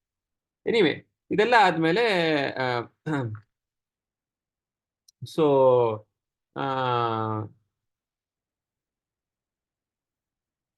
ಪ್ರಭುಪಾದವರು ಬೃಂದಾವನದಲ್ಲಿ ಹೇಗೆ ಬದುಕಬೇಕು ಅಂತ ಅವ್ರ ಶಿಷ್ಯರಿಗೆ ತಿಳಿಸ್ಕೊಡ್ತಾರೆ. ಪ್ರಭುಪಾದವರು ಹೇಳ್ತಾರೆ, ನೋಡಿ, ಇದು ಬೃಂದಾವನ ಧಾಮದಲ್ಲಿ ಎಲ್ರೂ ನನ್ನ ಶಿಷ್ಯರು, ನೀವು ಯಾರು ಈ ಅಮೆರಿಕನ್ ಯುರೋಪಿಯನ್ ಶಿಷ್ಯರಿಗೆ ಹೇಳ್ತಾ ಇದ್ದಾರೆ ಪ್ರಭುಪಾದ, ನೀವು ಹೇಗೆ ವ್ಯವಹಾರ ನಡೆಸ್ತೀರೋ ಹಾಗೆ ಅವರು ಅದನ್ನ ನೋಡಿ ಅವ್ರು ನನ್ನ ಬಗ್ಗೆ ಮಾತಾಡ್ತಾರೆ. ನೀವೇನಾದ್ರೂ ತಪ್ಪು ಮಾಡಿದ್ರೆ ನನ್ನ ಬಗ್ಗೆ ಮಾತಾಡ್ತಾರೆ ಅವರು. ಉದಾಹರಣೆಗೆ ಪ್ರಭುಪಾದ ಹೇಳ್ತಾರೆ, ನೀರು ಕುಡಿಯುವಾಗ ನೀವು ಎಂಜಲ್ ಮಾಡಿ ನೀರು ಕುಡಿದ್ರೆ, ಯಾಕಂದ್ರೆ ನಮ್ಮ ಭಾರತೀಯ ಸಂಸ್ಕೃತದಲ್ಲಿ ನಾವು ಆಕ್ಚುಲಿ ಎಂಜಲ್ ಮಾಡಿ ಕುಡಿಬಾರ್ದು. ನಮ್ಮದೇ ಆದ ಬಾಟಲ್ಲೇ ಆಗ್ಲಿ, ನಮ್ಮದೇ ಆದ ಲೋಟನೇ ಆಗ್ಲಿ, ಆದ್ರೆ ಕೂಡ ನಾವು ಮೇಲಿಂದ ಕುಡಿಬೇಕು ಹಿಂಗೆ. ಸೊ ಅದು ನಮ್ಮ ಸಂಸ್ಕೃತಿ. ಅದನ್ನು ಈ ಅಮೆರಿಕನ್ಸ್ ಅವ್ರಿಗೆ ಅದೆಲ್ಲ ಅಭ್ಯಾಸ ಇಲ್ಲ. ಸೊ ಅದನ್ನ ಪ್ರಭುಪಾದ ಹೇಳೋರು, ನೀವು ಆತರ ಎಂಜಲ್ ಮಾಡಿ ಕುಡಿದ್ರೆ ಮತ್ತೆ ಅವ್ರು ನನ್ನ ಬಗ್ಗೆ ಹೇಳ್ತಾರೆ, ನೋಡಿ ಇವ್ರ ಶಿಷ್ಯರು ಹೇಗಿದ್ದಾರೆ, ಇಷ್ಟು ಅವ್ರಿಗೆ ಸಂಸ್ಕೃತಿ ಅನ್ನೋದಿಲ್ಲ ಅಂತ ಹೇಳ್ತಾರೆ ಅಂತ ಪ್ರಭುಪಾದರು ಒಂದೊಂದ್ಸಲಿ ಬೈಯೋರು ಅವ್ರ ಶಿಷ್ಯರಿಗೆ. ಎನಿವೆ, ಈ ರೀತಿಯಲ್ಲಿ ಪ್ರಭುಪಾದವರ ಈ ವೃಂದಾವನ ಪರಿಕ್ರಮ ಸಮಾಪ್ತವಾಯಿತು. ಪ್ರಭುಪಾದರು ಪತ್ರವನ್ನು ಬರೀತಾರೆ ಅವರ ಅಮೆರಿಕನ್ ಶಿಷ್ಯರಿಗೆ, ಇಲ್ಲಿ ಅಮೆರಿಕಾದಲ್ಲಿ ಇದ್ದವ್ರಿಗೆ, ಈ ತರ ನಾವು 40 ಭಕ್ತರು ಪರಿಕ್ರಮ ಮಾಡಿದ್ದೀವಿ, ನಾಳೆ ದಿಲ್ಲಿಗೆ ವಾಪಸ್ ಹೋಗ್ತಾ ಇದ್ದೀವಿ, ಇಲ್ಲಿ ಬಹಳ ವಿಜೃಂಭಣೆಯಿಂದ ಕಾರ್ಯಕ್ರಮಗಳು ನಡೀತಾ ಇದೆ, ವೃಂದಾವನದಲ್ಲಿ ನಮ್ಮನ್ನು ಸ್ವಾಗತಿಸಿದ್ರು ಎಲ್ಲ ಆಫೀಷಿಯಲ್ಸ್ ಮತ್ತೆ ಇಲ್ಲಿನ ನಿವಾಸಿಗಳು. ಸೊ ಈ ರೀತಿಯಲ್ಲಿ ಪ್ರಭುಪಾದವರು ಹೇಳ್ತಾರೆ, ನಿಮ್ಮ ದೇಶದಿಂದ ಎಷ್ಟೋ ಜನ ಇಲ್ಲಿ ಬರ್ತಾ ಇದ್ದಾರೆ ವೃಂದಾವನಕ್ಕೆ. ಸೊ ಪ್ಲಸ್ ಎಲ್ರಿಗೂ ಅರ್ಥ ಆಗಿದೆ, ನನ್ನ ಈ ಪ್ರಚಾರ ಕಾರ್ಯದಿಂದ ವೃಂದಾವನದ ಮಹತ್ವ ಇಡೀ ಪ್ರಪಂಚದಲ್ಲಿ ಹರಡಿದೆ ಅಂತ ಪ್ರಭುಪಾದವರು ಹೇಳ್ತಾರೆ. ಅದಾದ್ಮೇಲೆ ಪ್ರಭುಪಾದರು ದಿಲ್ಲಿಗೆ ವಾಪಸ್ ಬರ್ತಾರೆ. ವೃಂದಾವನದಿಂದ ಬಿರ್ಲಾ ಮಂದಿರಲ್ಲಿ ವಾಸ ಮಾಡ್ತಾರೆ ಅವರು. ಸೊ ಅಲ್ಲಿ ಅಷ್ಟರಲ್ಲಿ ಭಾರತ ಮತ್ತೆ ಪಾಕಿಸ್ತಾನದ ಯುದ್ಧ ನಡೀತಾ ಇತ್ತು ಆಕ್ಚುಲಿ ಆ ಸಮಯದಲ್ಲಿ. ಸೊ ಎನಿವೆ, ಬಹಳ ಕಷ್ಟ ಪರಿಸ್ಥಿತಿ ಅದು, ಕಠಿಣ ಪರಿಸ್ಥಿತಿ ಅದು. ಯಾಕಂದ್ರೆ ಯುದ್ಧ ಸಮಯದಲ್ಲಿ ಬ್ಲಾಕ್ಔಟ್ ನಡೀತಾ ಇತ್ತು, ಪ್ರತಿ ರಾತ್ರಿ ಬ್ಲಾಕ್ಔಟ್ ಆಗ್ತಾ ಇತ್ತು. ಬ್ಲಾಕ್ಔಟ್ ಅಂದ್ರೆ ಕರೆಂಟ್, ಎಲೆಕ್ಟ್ರಿಸಿಟಿ ತೆಗಿತಾ ಇದ್ರು ರಾತ್ರಿ ಹೊತ್ತು. ಮತ್ತೆ ಸೊ ವಿದ್ಯುತ್ ವಿಭಾಗದವರು ಬೇಕು ಬೇಕು ಅಂತಾನೆ ವಿದ್ಯುತ್ ಶಕ್ತಿಯನ್ನು ಬಂದ್ ಮಾಡ್ತಾ ಇದ್ರು. ಮತ್ತೆ ಅದ್ರ ಜೊತೆಗೆ ಕ್ಯಾಂಡಲ್ಲು ಹಚ್ಚಬಾರ್ದು ಅಂತ ಪೊಲೀಸ್ ಅವರು ಹೇಳ್ತಾ ಇದ್ರು. ಯಾಕಂದ್ರೆ ಎಲ್ಲಿಂದಾದ್ರೂ ಸ್ವಲ್ಪ ಲೈಟ್ ಬಂದ್ರೆ ಅವರು ಮೇಲಿಂದ ಪ್ಲೇನ್ಗಳು ಬಾಂಬ್ ಹಾಕ್ಬಿಡ್ತಾರೆ ಅಂತ ಭಯ ಇತ್ತು. ಸೊ ಎಲ್ಲರೂ ಕೂಡ ಈ ತರ ಏನ್ ಹೇಳೋದು ಕತ್ಲಲ್ಲೇ ಇದ್ರು ರಾತ್ರಿ ಹೊತ್ತು. ಸೊ ಅದರಿಂದ ಪ್ರಭುಪಾದವ್ರಿಗೆ ಪ್ರಚಾರ ಕಾರ್ಯ ಅಷ್ಟು ಮಾಡಕ್ಕೆ ಆಗ್ಲಿಲ್ಲ ಆ ಸಮಯದಲ್ಲಿ. ಎನಿವೆ ಪ್ರಭುಪಾದ್ ಅವರು ಕೆನೆತ್ ಕೀಟಿಂಗ್ ಅಂತ ಅಮೆರಿಕನ್ ಅಂಬಾಸಿಡರ್ ಜೊತೆ ಭೇಟಿ ಆಗ್ತಾರೆ. ಅವ್ರಿಗೆ ಅಮೆರಿಕನ್ ಅಂಬಾಸಿಡರ್ ಟು ಇಂಡಿಯಾ ಜೊತೆ ಮಾತಾಡಿ ಪ್ರಭುಪಾದ್ ಹೇಳ್ತಾರೆ, ನೋಡಿ ಆಕ್ಚುಲಿ ನಾವು ಈ ಶರೀರ ಅಲ್ಲ, ನಾವು ಆತ್ಮ. ನೀವು ಹೇಗೆ ಈಗ ಕೋಟ್ ಹಾಕೊಂಡಿದ್ದೀರಾ, ನಾನು ನಿಮ್ಮನ್ನ ಕೋಟ್ ಅಂತ ಕರೆದ್ರೆ ನೀವು ಹೇಳ್ತೀರಾ ನಾನು ಕೋಟ್ ಅಲ್ಲ, ನಾನು ಕೋಟ್ ಒಳಗೆ ಒಬ್ಬ ವ್ಯಕ್ತಿ ವಾಸ ಮಾಡ್ತಿದ್ದೀವಿ. ಹಾಗೆ ನಾವು ಈ ಶರೀರ ಅನ್ನೋದು ನಮ್ದಲ್ಲ. ಈ ಶರೀರ ನಮಗೆ ಒಂದು ಬಟ್ಟೆ ಇದ್ದ ಹಾಗೆ. ಆಕ್ಚುಲಿ ನಾವು 84 ಲಕ್ಷ ಯೋನಿಗಳಲ್ಲಿ ನಾವು ಈ ತರ ಪ್ರವೇಶ ಮಾಡಿ ನಾವು ಜನ್ಮ ಮೃತ್ಯುವ ಚಕ್ರದಲ್ಲಿ ನಾವು ಮುಂದುವರಿತಾ ಇದ್ದೀವಿ. ಆದ್ರಿಂದ 84 ಲಕ್ಷ ಬಟ್ಟೆಗಳಿವೆ. ನಾವು ಯಾವ್ದಾದ್ರು ಬಟ್ಟೆಯನ್ನು ಧಾರಣೆ ಮಾಡ್ಬೋದು, ನಾವು ಯಾವ್ದಾದ್ರು ಯೋನಿಗಳಲ್ಲಿ ನಾವು ಜನ್ಮ ಪಡಿಬಹುದು. ಇವಾಗ ಮನುಷ್ಯ ಜನ್ಮವನ್ನು ಪಡೆದಿದ್ದೀವಿ. ಇದು ಬಹಳ ಒಂದು ದುರ್ಲಭವಾದ ಅವಕಾಶ ಭಗವದ್ ಭಕ್ತಿಯನ್ನು ನಾವು ಅಭ್ಯಾಸ ಮಾಡ್ಲಿಕ್ಕೆ ಅಂತ ಎಲ್ಲ ಹೇಳ್ತಾರೆ ಪ್ರಭುಪಾದ್. ಸೊ ಅವಾಗ ಪ್ರಭುಪಾದ್ ಅವರು ಹೇಳ್ತಾರೆ, ನಿಮ್ಮ ಅಮೆರಿಕನ್ ಹುಡುಗರು ಶಿಷ್ಯರು ಅವರೆಲ್ಲ ಹಿಪ್ಪಿಗಳಾಗ್ತಾ ಇದ್ದಾರೆ. ಇಷ್ಟೆಲ್ಲ ನಿಮ್ಮ ದೇಶದಲ್ಲಿ ಸೌಲಭ್ಯಗಳಿವೆ. ನಿಮ್ಮ ದೇಶ ಶ್ರೀಮಂತ ದೇಶ ಅಂತ ಎಲ್ಲರಿಗೂ ತಿಳಿದಿದೆ. ಆದ್ರೂ ಕೂಡ ನೋಡಿ ನಿಮ್ಮ ಯುವಕರು ಈ ರೀತಿಯಲ್ಲಿ ಹಿಪ್ಪಿಗಳಾಗ್ತಾ ಇದ್ದಾರೆ. ಅದರಿಂದ ಕೃಷ್ಣ ಕಾನ್ಶಿಯಸ್ನೆಸ್ ಅಥವಾ ಕೃಷ್ಣ ಭಾವನಾ ಮೃತ ಸಂಘ ಇದೆಯಲ್ಲ ನಮ್ದು, ಇದು ಒಂದೇ ಪರಿಹಾರ ಈ ಎಲ್ಲಾ ಸಮಸ್ಯೆಗಳಿಗೆ ಅಂತ ಪ್ರಭುಪಾದರು ಹೇಳ್ತಾರೆ. ಸೊ ಪ್ರಭುಪಾದರು ಹೇಳ್ತಾರೆ, ಇದು ಒಂದು ಇದು ಒಂದು ವೈಜ್ಞಾನ ಇದ್ದ ಹಾಗೆ. ಯಾವುದು ಈ ಕೃಷ್ಣ ಕಾನ್ಶಿಯಸ್ನೆಸ್, ಅದು ಸಾಮಾನ್ಯ ಒಂದು ಇನ್ನೊಂದು ಜ್ಞಾನ ಅಂತ ನಾವು ತಿಳ್ಕೋಬಾರ್ದು. ಇದು ಎಲ್ಲಾ ಸಮಸ್ಯೆಗಳ ಪರಿಹಾರ ಅಂತ ಪ್ರಭುಪಾದರು ಹೇಳ್ತಾರೆ. ಎನಿವೆ, ಸೊ ಈ ರೀತಿಯಲ್ಲಿ ಮಾತುಕತೆ ನಡೆಯುತ್ತೆ. ಪ್ರಭುಪಾದವ್ರು ಹೇಳ್ತಾರೆ, ಕೃಷ್ಣ ಅಂದ್ರೆ ಸರ್ವ ಆಕರ್ಷಕ, ಅವನಲ್ಲಿ ಎಲ್ಲಾ ಈ ಒಂದು ಆಕರ್ಷಣೆಗಳು ಇವೆ ಕೃಷ್ಣನಲ್ಲಿ. ಸೊ ಪ್ರಭುಪಾದರು ಹೇಳ್ತಾರೆ, ಹಾಗೆ ನೀವು ಕೂಡ ಅಂಬಾಸಿಡರು, ಅಮೆರಿಕ ದೇಶದ ಪ್ರತಿನಿಧಿಗಳು, ದಯವಿಟ್ಟು ನಿಮ್ಮ ಸರ್ಕಾರ ಜೊತೆ ಮಾತಾಡಿ ನಮಗೆ ಸೌಲಭ್ಯಗಳನ್ನು ಕೊಡಿ ಅಂತ ಪ್ರಭುಪಾದರು ಹೇಳ್ತಾರೆ. ಎನಿವೆ, ಸೊ ಈ ರೀತಿಯಲ್ಲಿ ಪ್ರಭುಪಾದವರು ಮುಂದಿನ ದಿನ ದಿಲ್ಲಿಯಲ್ಲಿ ಮಾರ್ನಿಂಗ್ ವಾಕ್ ಹೋಗಿದ್ದಾಗ ಸಡನ್ಲಿ ಅಲ್ಲಿ ಒಬ್ಬ ನ್ಯೂಸ್ ಪೇಪರ್ ತಗೊಂಡು ಮಾರ್ತಾ ಇರ್ತಾನೆ ಒಬ್ಬ ಹುಡುಗ. ಸೊ ಪ್ರಭುಪಾದ ಇರ್ತಾನೆ, ನ್ಯೂಸ್ ಪೇಪರ್ ತಗೊಂಡು. ಸೊ ಅದ್ರಲ್ಲಿ ಬರ್ದಿರುತ್ತೆ ಎಮರ್ಜೆನ್ಸಿ ಡಿಕ್ಲೇರ್ಡ್. ಎಮರ್ಜೆನ್ಸಿ, ಆಗಿನ ಕಾಲದಲ್ಲಿ ಇಂದಿರಾ ಗಾಂಧಿ ಸಮಯ, ಅದು ಎಮರ್ಜೆನ್ಸಿ ಡಿಕ್ಲೇರ್ ಮಾಡಿದ್ರು. ಯಾಕಂದ್ರೆ ಯುದ್ಧ ನಡೀತಾ ಇತ್ತು. 3 ಎನಿಮಿ ಪ್ಲೇನ್ಸ್ ಡೌನ್ಡ್. ಅಂದ್ರೆ ಶತ್ರುಗಳ 3 ಈ ಪ್ಲೇನ್ಗಳನ್ನು ನಾವು ಭಾರತ ನಮ್ಮ ಸೇನೆ ಡೌನ್ ಮಾಡಿದೆ ಅಂತ ಅದ್ರಲ್ಲಿ ನ್ಯೂಸ್ ಪೇಪರ್ ಅಲ್ಲಿ ಬರ್ದಿತ್ತು. ಸೊ ಮತ್ತೆ ಏನೇನೋ ಬರ್ದಿತ್ತು. ಅಂದ್ರೆ ಹಾಗೇನೇನು ಸಮಾಚಾರ ಆಯ್ತು, ಪಾಕಿಸ್ತಾನ ಅಟ್ಯಾಕ್ ಮಾಡಿದ್ರು, ಈ ರೀತಿಯಲ್ಲಿ ಪ್ರೈಮ್ ಮಿನಿಸ್ಟರ್ ಏನೇನು ಹೇಳಿದ್ರು ಅದ್ರ ಬಗ್ಗೆ, ಎಮರ್ಜೆನ್ಸಿ ಡಿಕ್ಲೇರ್ ಮಾಡಿದೀವಿ ಅಂತಲ್ಲಿ. ಸೊ ಆಗಿನ ಕಾಲದಲ್ಲಿ ಅಮೆರಿಕ ದೇಶ ಭಾರತಕ್ಕೆ ವಿರುದ್ಧ ಇದ್ರು. ಸೊ ಅವರು ಪಾಕಿಸ್ತಾನ ಸಪೋರ್ಟ್ ಮಾಡ್ತಾ ಇದ್ರು ಆಗಿನ ಕಾಲದಲ್ಲಿ. ಸೊ ಅಮೆರಿಕ ಎಲ್ಲ ಭಾರತಕ್ಕೆ ಸಹಾಯವನ್ನು ಬಂದ್ ಮಾಡಿಬಿಟ್ರು ಇದನ್ನು ಕೇಳಿದಾಗ. ಸೊ ಪ್ರಭುಪಾದವ್ರಿಗೆ ಸ್ವಲ್ಪ ಚಿಂತೆ ಆಯ್ತು, ನನ್ನ ಶಿಷ್ಯರೆಲ್ಲ ಅಮೆರಿಕನ್ಸ್.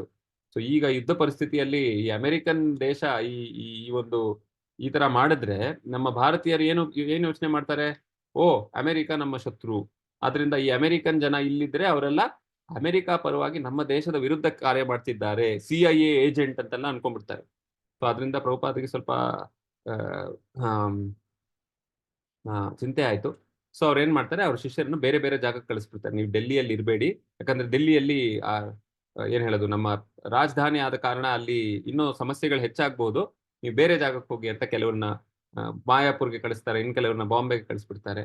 ಸೊ ಈ ರೀತಿಯಲ್ಲಿ ಪ್ರಭುಪಾದವರು ಶಿಷ್ಯರನ್ನು ಕಳಿಸ್ಬಿಡ್ತಾರೆ. ಮತ್ತೆ ಪ್ರಭುಪಾದವರು ಒಂದು ಇದು ಮಾಡ್ತಾರೆ, ಭವಿಷ್ಯವಾಣಿ ಮಾಡ್ತಾರೆ, ಈ ಯುದ್ಧ ಬೇಗ ಮುಗಿದೋಗುತ್ತೆ, ಪಾಕಿಸ್ತಾನ ಸೋಲ್ತಾರೆ ಅಂತ.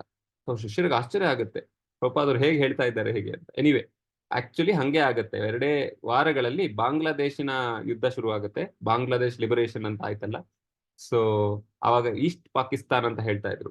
ಸೊ ಆ ಈಸ್ಟ್ ಪಾಕಿಸ್ತಾನವನ್ನು ವೆಸ್ಟ್ ಪಾಕಿಸ್ತಾನದಿಂದ ಮುಕ್ತಗೊಳಿಸಿ ನಮ್ಮ ಭಾರತ ಸೇನೆ ಏನ್ ಮಾಡ್ತು, ಬಾಂಗ್ಲಾದೇಶ್ ಅಂತ ಒಂದು ದೇಶವನ್ನು ಮಾಡಿದ್ರು. ಸೊ ಎನಿವೆ, ಸೊ ಈ ರೀತಿಯಲ್ಲಿ ಪ್ರಭುಪಾದರು ಹೇಳೋರು, ಈ ಯುದ್ಧ ಅನ್ನೋದು ಈ ಭೌತಿಕ ಪ್ರಪಂಚದ ಒಂದು ಲಕ್ಷಣ. ಯುದ್ಧ ಇಲ್ದಿದ್ರು ಯಾವಾಗ್ಲೂ ಕೂಡ ಏನಾದ್ರೂ ಒಂದು ದುಃಖ ಇದ್ದೇ ಇರುತ್ತೆ. ಜನ್ಮ, ಮೃತ್ಯು, ಜರ, ವ್ಯಾಧಿ ಇದೆಲ್ಲ ಇದ್ದೇ ಇರುತ್ತೆ. ಸೊ ಅದರಿಂದ ದುಃಖದಿಂದ ಯಾವತ್ತು, ಸಮಸ್ಯೆಗಳಿಂದ ನಾವ್ ಯಾವತ್ತೂ ದೂರ ಇರ್ಲಿಕ್ಕೆ ಆಗೋದೇ ಇಲ್ಲ ಈ ಪ್ರಪಂಚದಲ್ಲಿ ಬಂದ್ಮೇಲೆ. ಈಗ ಹೆಚ್ಚು ಸಮಸ್ಯೆ ಅನ್ಸುತ್ತೆ ಯುದ್ಧ ಬಂದಾಗ, ಆದ್ರೆ ಯುದ್ಧ ಇಲ್ದಿದ್ರು ಸಮಸ್ಯೆ ಇದ್ದೇ ಇರುತ್ತೆ ಅಂತ ಪ್ರಭುಪಾದವರು ಹೇಳ್ತಾರೆ. ಸೊ ಎನಿವೆ, ಪ್ರಭುಪಾದವರು ಭವಿಷ್ಯವಾಣಿ ಮಾಡಿದ ಎಕ್ಸಾಕ್ಟ್ ಹಂಗೆ ಆಯ್ತು. ಭಾರತ ಸೇನೆ ಈ ಯುದ್ಧವನ್ನು ಗೆದ್ದು ಮತ್ತೆ ಮುಂದುವರಿಯುತ್ತೆ. ಸೊ ಮತ್ತೆ ಪ್ರಭುಪಾದವರು ಕೂಡ ಅವರ ಭಾರತದ ಪ್ರಚಾರ ಕಾರ್ಯವನ್ನು ಮುಂದುವರಿಸ್ತಾರೆ. ಸೊ ಈ ರೀತಿಯಲ್ಲಿ ನಾವು 37ನೇ ಅಧ್ಯಾಯವನ್ನು ಇವಾಗ ಸಮಾಪ್ತಗೊಳಿಸೋಣ. ಸೊ ಮುಂದಿನ ವಾರದಿಂದ ನಾವು 38ನೇ ಅಧ್ಯಾಯ, ಅಂದ್ರೆ ಈ ಆನ್ಲೈನ್ ವೇದಾಭ್ಯಾಸ ಇದೆಯಲ್ಲ, ಅದರಿಂದ ನಾವು ಮತ್ತೆ ಆರಂಭಿಸೋಣ. ಎಲ್ಲರಿಗೂ ತುಂಬಾ ಧನ್ಯವಾದಗಳು. ಇವತ್ತು ನೀವೆಲ್ಲ ಭಾಗವಹಿಸಿದ್ದೀರಾ. ಶ್ರೀ ಪ್ರಭುಪಾದವರ ಈ ಲೀಲಾಮೃತ ಸುಂದರವಾದ ಒಂದು ಚರ್ಚೆಯನ್ನು ನಾವು ಇವತ್ತು ಮಾಡಿದ್ದೀವಿ. ಹರೇ ಕೃಷ್ಣ. ಶ್ರೀಲ ಪ್ರಭುಪಾದ ಕಿ ಜಯ. ಅನಂತ ಕೋಟಿ ವೈಷ್ಣವ ವೃಂದ ಕಿ ಜಯ. ನಿತಾಯ ಗೌತಮಾನಂದ. ಸೊ ಯಾರಿಗಾದ್ರೂ ಏನಾದ್ರೂ ಪ್ರಶ್ನೆಗಳಿದ್ರೆ ಅಥವಾ ಏನಾದ್ರೂ ಕಮೆಂಟ್ಸ್ ಇದ್ರೆ ಈಗ ನೀವು ಹೇಳ್ಬಹುದು. ಹರೇ ಕೃಷ್ಣ ಪ್ರಭುಜಿ. ದಂಡವತ್ ಪ್ರಣಾಮ ಪ್ರಭುಜಿ. ಹರೇ ಕೃಷ್ಣ ಪ್ರಭುಜಿ. ಈ ರಮಣ ರೀತಿಯಲ್ಲಿ ಈಗ ಏನು ದೇವಸ್ಥಾನ ಇದೆಯಲ್ಲ, ಸದ್ಯ ದೇವಸ್ಥಾನ ರಮಣ ರೀತಿಯಲ್ಲಿ ಇದೆ ಅಂತ ತಾವ್ ಹೇಳಿದ್ರಿ. ಅದು ಎಸ್ ಅನ್ನೋರು ಅವರು ಅಮೇರಿಕನ್ ಡಿವೋಟಿ ಆ ಒಂದು ಸ್ಥಳ ತಗೊಳ್ಳೋದಿಕ್ಕೆ ಡೊನೇಟ್ ಮಾಡ್ತಾರ ಪ್ರಭುಜಿ? ಅದು ಆಲ್ರೆಡಿ ಅವ್ರು ತಗೊಂಡಿರ್ತಾರ? ಇಲ್ಲ, ಮಿಸ್ಟರ್ ಎಸ್ ಅನ್ನೋರು ಅವರು ಭಾರತೀಯ ವ್ಯಕ್ತಿ. ಅವರು ಅಲ್ಲಿ ವೃಂದಾವನದಲ್ಲಿ ವಾಸ ಮಾಡ್ತಿದ್ರು, ಬಿಸ್ನೆಸ್ ಮ್ಯಾನ್ ಆಗಿದ್ರು. ಅವರು ಕೊಡ್ತಾರೆ, ಅವರು ಡೊನೇಟ್ ಮಾಡ್ತಾರೆ. Okay Prabhuji, thanks. ಅಂದ್ರೆ ಅವರು ಪ್ರಭುಪಾದವರ ಅಮೆರಿಕನ್ ಶಿಷ್ಯರು. ಅವರು ಬರೀ ಏನ್ ಹೇಳೋದು, ಆ ಭೂಮಿಯನ್ನು ಅಥವಾ ಜಮೀನನ್ನು ಇಸ್ಕಾನ್ ಹೆಸರಿನ ಮೇಲೆ ಟ್ರಾನ್ಸ್ಫರ್ ಆದ್ಮೇಲೆ ಅದರ ಒಂದು ದೇವಸ್ಥಾನ ನಿರ್ಮಾಣಕ್ಕೆ ಅವ್ರು ಸಹಾಯ ಮಾಡಿದ್ರು. ಆದ್ರೆ ಡೊನೇಷನ್ ಮಾಡಿದ್ದು ಇವರೇ. ಈ ಒಬ್ಬ ವ್ಯಕ್ತಿ ಮಿಸ್ಟರ್ ಎಸ್ ಅಂತ.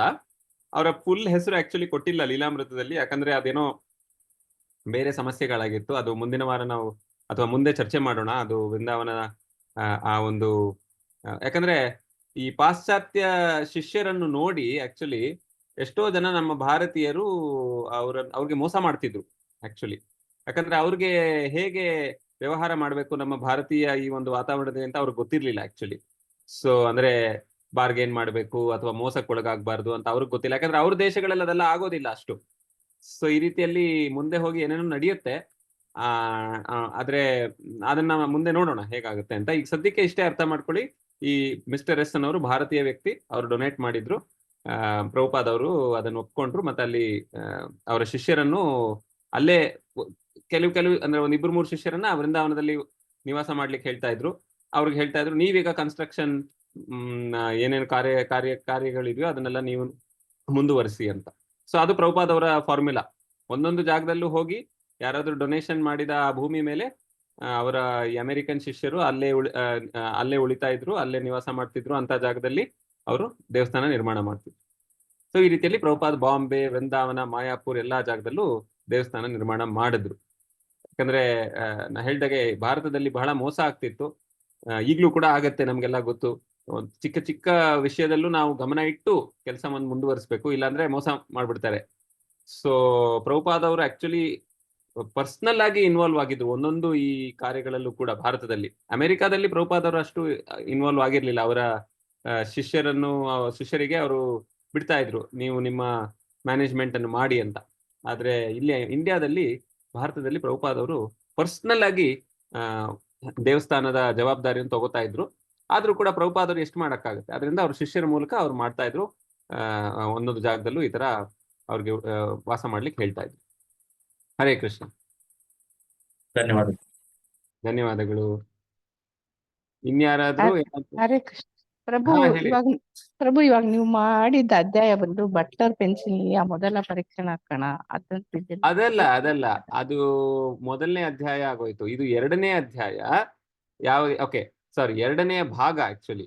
ಓಕೆ, ಸೊ ಇದು ಬಟ್ಲರ್ ಪೆನ್ಸಿಲ್ವೇನಿಯಾ ಅನ್ನೋದು ಪ್ರಭುಪಾದವರು ಮೊದಲನೇ ಬಾರಿಗೆ ಅಮೆರಿಕಕ್ಕೆ ಹೋದಾಗ. ಇವಾಗ ನಾವು ಚರ್ಚೆ ಮಾಡ್ತಾ ಇರೋದು ಲ್ಯಾಂಡ್ ಈಸ್ ಯೋರ್ಸ್, ಈ ಭೂಮಿ ನಿಮ್ಮದು. ಓಕೆ, ಕನ್ನಡದಲ್ಲಿ ನೋಡಿ, ಒಂದು ಮುಂದೆ ಹೋಗ, ನೀವು ಲೀಲಾಮೃತ, ಕನ್ನಡ ಲೀಲಾಮೃತ ಇದೆಯಾ ನಿಮ್ಮ ಹತ್ರ? ಪ್ರಭು ನನ್ನ ಹತ್ರ ಇರೋದು ಲೀಲಾ ಪ್ರಭುಪಾದ ಲೀಲಾಮೃತ ಇದೆ ಪ್ರಭು. ಅದೇ ಕನ್ನಡದಲ್ಲಿ ಇದೆಯಾ? ಕನ್ನಡದಲ್ಲೇ ಇದೆ ಪ್ರಭು. ಅಲ್ಲಿ ನೋಡಿ, ಒಂದು ಅಧ್ಯಾಯ ಈ ಭೂಮಿ ನಿಮ್ಮದು ಅಂತ. ಅದು ಈಗ ನಾವು ಮಾಡಿದ್ದು ಈಗ ತಾನೆ. ಓಕೆ, ಎಷ್ಟನೇ ಅಧ್ಯಾಯ ಪ್ರಭು?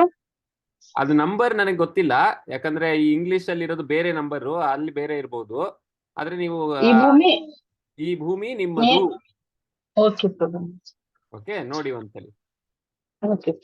ಹರೇ ಕೃಷ್ಣ. ಧನ್ಯವಾದಗಳು. ಇನ್ಯಾರಿಗಾದ್ರೂ ಹರೇ ಕೃಷ್ಣ ಏನಾದ್ರು? ಪ್ರಭು. ಹೇಳಿ ಧನ್ಯವಾದಗಳು ಸರಸ್ವತಿ ಪ್ರಭು. ಅವರೇ. ಹರೇ ಕೃಷ್ಣ. ಇನ್ಯಾರಿಗಾದ್ರೂ ಏನಾದ್ರು ಪ್ರಶ್ನೆಗಳು ಅಥವಾ ಏನಾದ್ರು ಚರ್ಚೆ ಮಾಡ್ಬೇಕಾಗಿದ್ರೆ ಈಗ ಮಾಡಬಹುದು.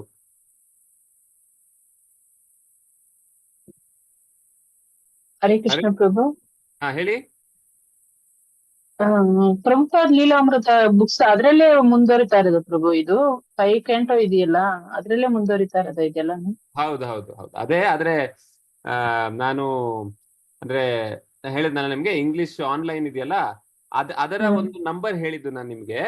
ಆದ್ರೆ ನಿಮ್ಮ ಕನ್ನಡದಲ್ಲಿ ನಿಮ್ಮ ಕೈಯಲ್ಲಿರೋ ಪುಸ್ತಕ, ಅದರಲ್ಲಿ ನಂಬರ್ ಬೇರೆ ಇರ್ಬೋದು, ಅಧ್ಯಾಯ ನಂಬರ್. ಆದ್ರೆ ಒಳಗೆ ಅನುವಾದ ಆಗಿರೋದೆಲ್ಲ ಸೇಮ್, ಅದ್ರಲ್ಲಿ ಏನು ಬದಲಾವಣೆ ಇಲ್ಲ. ನೀವು ಅದನ್ನೇ ರೆಫರ್ ಮಾಡಿ. ನಾನು ಮುಂದಿನ ವಾರದಿಂದ ನಾನು ಅದನ್ನ ಕನ್ನಡ ಲೀಲಾಮೃತದ ಅಧ್ಯಾಯ ಏನಿದೆಯೋ ಆ ಚಾಪ್ಟರ್ ನಿಮಗೆ ನಂಬರು ಹೇಳ್ತೀನಿ ನಾನು. ಪ್ರಭು, ಏನ್ ಅನ್ಕೊಂಡ್ರೆ ಭಾಗ 2 ಅಂದ್ರಿ ಅಲ್ವಾ, ಅದಕ್ಕೆ ನಾನು 5 ಕ್ಯಾಂಟೋ ಬಿಟ್ಟು ಬೇರೆ ಭಾಗ 2 ಬಂದಿದೆಯೇನೋ, ಕೇಳೋಣ ಭಾಗ ಬಂದಿದೆಯೇನೋ ಅನ್ಕೊಂಡು. ಅಲ್ಲ, ನಾನು ಅದಕ್ಕೆ ಇವಾಗ ನಾನು ಇವತ್ತು ಕಾರ್ಯಕ್ರಮ ಶುರುವಾದಾಗ ಹೇಳಿದ್ದೆ, ನೀವಿದ್ರ ಅವಾಗ ನಾನು ಪ್ರಭು ನಮ್ದು ಕಟ್ ಆಗ್ಬಿಡ್ತು. ಆ ಆನ್ಲೈನ್ ಅಲ್ಲಿ ಭಾಗ 2, ಆದ್ರೆ ನಿಮ್ಮ ಬುಕ್ ಬೇರೆ ಭಾಗ ಇರಬಹುದು.